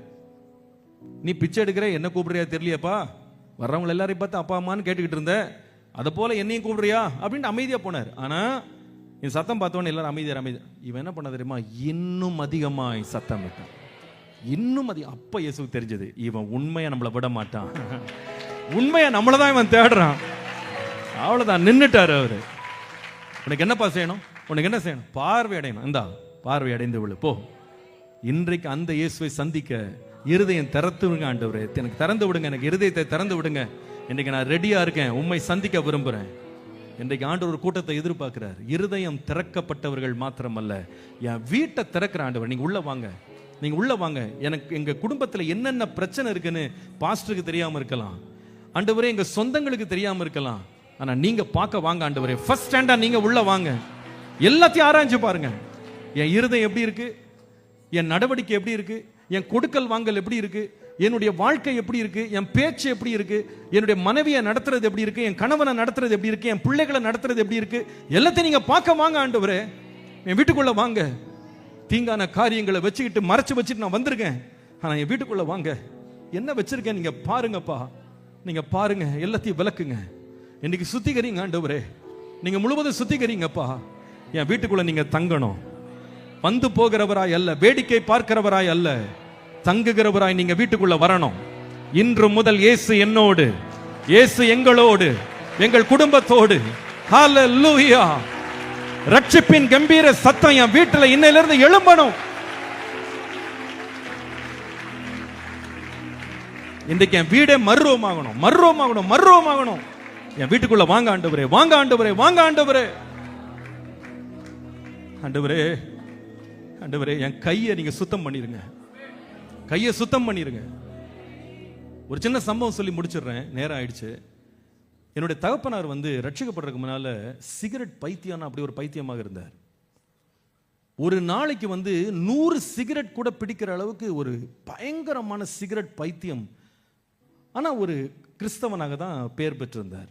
ஆனா ரட்சிப்பு கிடையாது அவர் லைஃப்ல. ஆனா ரட்சிக்கப்பட்டார். ஒரு நாள் கர்த்தர் எந்த ஆவடியில் அவர் வண்டி இழுத்து மூட்டை சுமந்தாரோ, எந்த இடத்துல அவர் ரொம்ப அவமானப்பட்டாரோ, அதே இடத்துல கர்த்தர் ஒரு ஊழியக்காரனை கொண்டு வந்து நிறுத்தினார். வாழ்க்கையில பயங்கர வறுமை எல்லாம் இழந்திருக்கும் போது ஒரு சொந்தம் கூட அவர் பக்கத்துல வரல, எல்லாரும் அவரை கைவிட்டாங்க. ஆனால் கர்த்தர் அவரை ஊழியத்தில் ஸ்தாபித்து நாட்கள் ஆக ஆக ஆக ஆக ஆசீர்வாதங்கள் வர, சொந்தங்கள்லாம் ஒவ்வொருத்தரா வர ஆரம்பிச்சாங்க. அதுல ஒரு சொந்தக்காரர் யாருன்னு கேட்டா, எங்க அப்பாவுடைய தாத்தா முறையின்படி கோயம்புத்தூர்ல ஒரு பெரிய ஒரு ஐஸ்வர்யவான், பெரிய வியாபாரி. அவர் எங்க அப்பாவை பார்க்கணும்னு விரும்பினார். அப்பாவுக்கு ரொம்ப சந்தோஷம். சின்ன பிள்ளையா இருக்கும்போது பார்த்தது, வந்திருக்காருன்னு சொல்லிட்டு அவருக்கு விருந்தெல்லாம் பண்ணி அவரை வரவேற்றாங்க. அப்போ அப்பா சொல்லுவாங்க, எங்க ஆவடியில அந்த தெருவில் பிளைமூத் காருன்னு சொல்ற இந்தியாவிலே கொஞ்சம் பேர் கைவிட்டு எண்ணக்கூடியவங்க மட்டும் தான் வச்சிருந்த பெரிய படகு மாதிரி இருக்கிற கார்ல இறங்கினார். கம்பீரமாக, பெரிய பணக்காரன் இறங்கி அப்பாவை பார்த்தார். அப்பா ரொம்ப சந்தோஷம். வீட்டில் விருந்து கொடுத்தாங்க. விருந்து முடிஞ்சது. சாப்பிட்டு முடிச்சு பேசிட்டு இருக்கும்போது ஒரு பாக்கெட்ல கைவிட்டார். அப்பா நினைச்சாரு ஏதோ காணி கொடுக்க போறாரு போல இருக்குன்னு. அவர் என்ன பண்ணாரு, உள்ளேந்து ஒரு சிகரெட் எடுத்தார். எடுத்து வாயில வச்சு பற்ற வைக்க போனார். அப்பா உடனே, தாத்தா தாத்தா, இது உங்க பேரன் வீடு இல்ல, இது இயேசு தங்குற வீடு. வெரி சாரி, நீங்க கண்டிப்பா சிகரெட் பிடிக்கணும்னா இந்த வாசலுக்கு வெளியே போயிட்டு, காம்பவுண்டு வெளியே போய் பிடிச்சிட்டு வாங்க, நான் உள்ள விட மாட்டேன்னார். அவ்வளவுதான். பணக்காரனுக்கே உரிய கோபம் எங்க அப்பாவுடைய தாத்தா முறையில் இருந்தவருக்கு உச்சக்கட்டத்தில் கண்ணெல்லாம் செவந்து போச்சு. அவருக்கு இப்படி சொல்லிவிட்டானே நம்மளன்னு சொல்லி பட்டுன்னு மேஜை விட்டு எறும்பினாரு. மட்டன் வெளியே போனார். எல்லாருக்கும் துக்கமாயிடுச்சு, வருத்தமாயிடுச்சு, வெளியே இப்படி வேகமாக வெளியே போயிட்டாரேன்னு. சரி, சிகரெட் பிடிச்சிட்டு வந்துருவாருன்னு எல்லாம் வெயிட் பண்ணிட்டு இருந்தாங்க. கொஞ்ச நேரத்தில் கார் ஸ்டார்ட் ஆகிற சத்தம் கேட்டுச்சு. வெளியே பார்த்தா கார் டோரை சாத்திட்டு புழுதி கிளப்ப ஒரு வண்டி எடுத்துட்டு போயிட்டாரு. எல்லாருக்கும் என்ன பேசனே தெரியல, போயிட்டு வரேன்னு கூட சொல்லலை. அப்போ என்னுடைய பாட்டி அப்போ உயிரோடு இருக்காங்க, எங்கள் அப்பாவுடைய அம்மா. அப்போ எங்கள் பாட்டி எங்கள் அப்பாவை பார்த்து, ஏண்டா இத்தனை வருஷம் கழிச்சு நம்மளை தேடி வந்த மனுஷன் அப்படி வருத்தப்படுத்தி அனுப்பி விட்டியடா அப்படின்னு எங்கள் அப்பாவை பார்த்து சொன்னாங்க. எங்கள் அப்பா என்ன சொன்னாங்களாம் தெரியுமா? ஏம்மா, வந்தவர் வருத்தப்பட்டு போயிட்டாரு, ஆனால் இருக்கிறவர் சந்தோஷமா இருக்கு.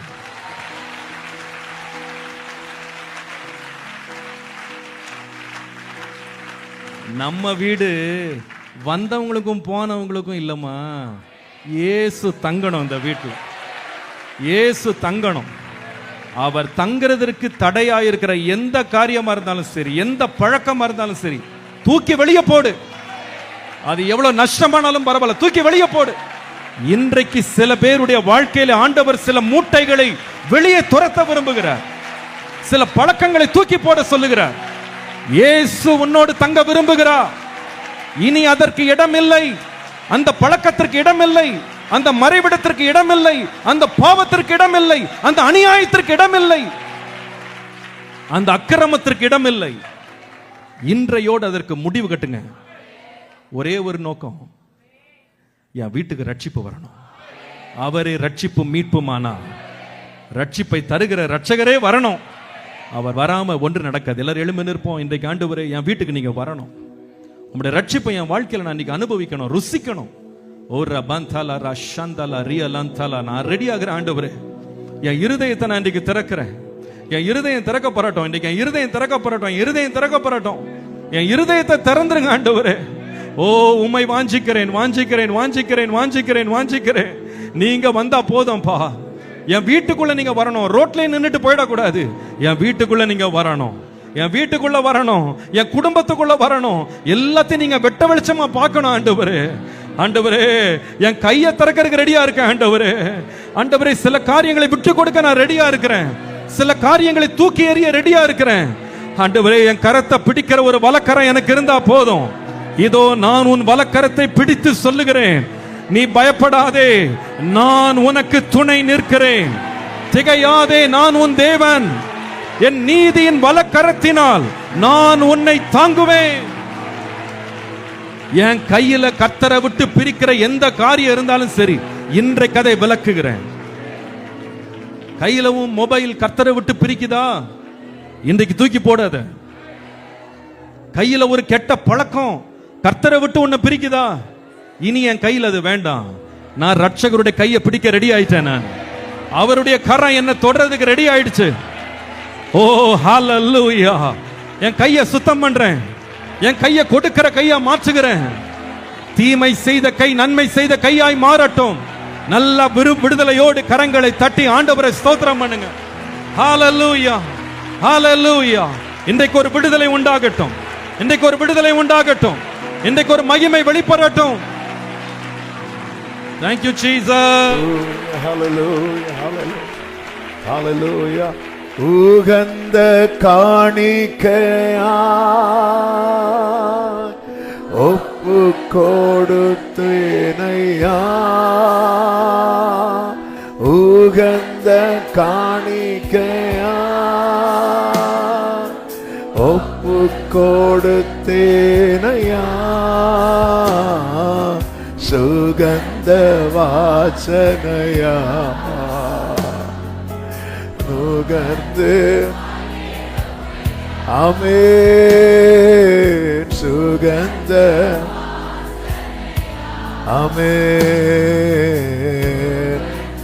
ரெண்டு கைகளை உயர்த்தி தகப்பனே உம்மிடத்தில், தகப்பனே உம்மிடத்தில்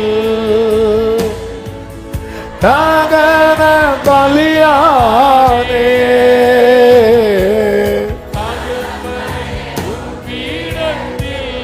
ஆமென். அக்கினி இறக்கிவிடும். ஷரப கலமரே முற்றிலும்.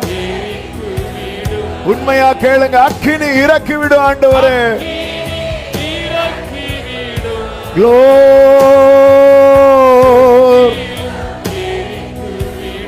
உகந்த காணிக்கையா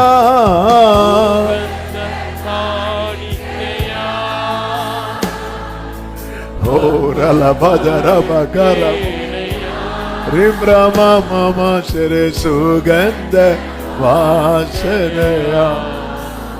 ஓம் ஆமென். சுகந்த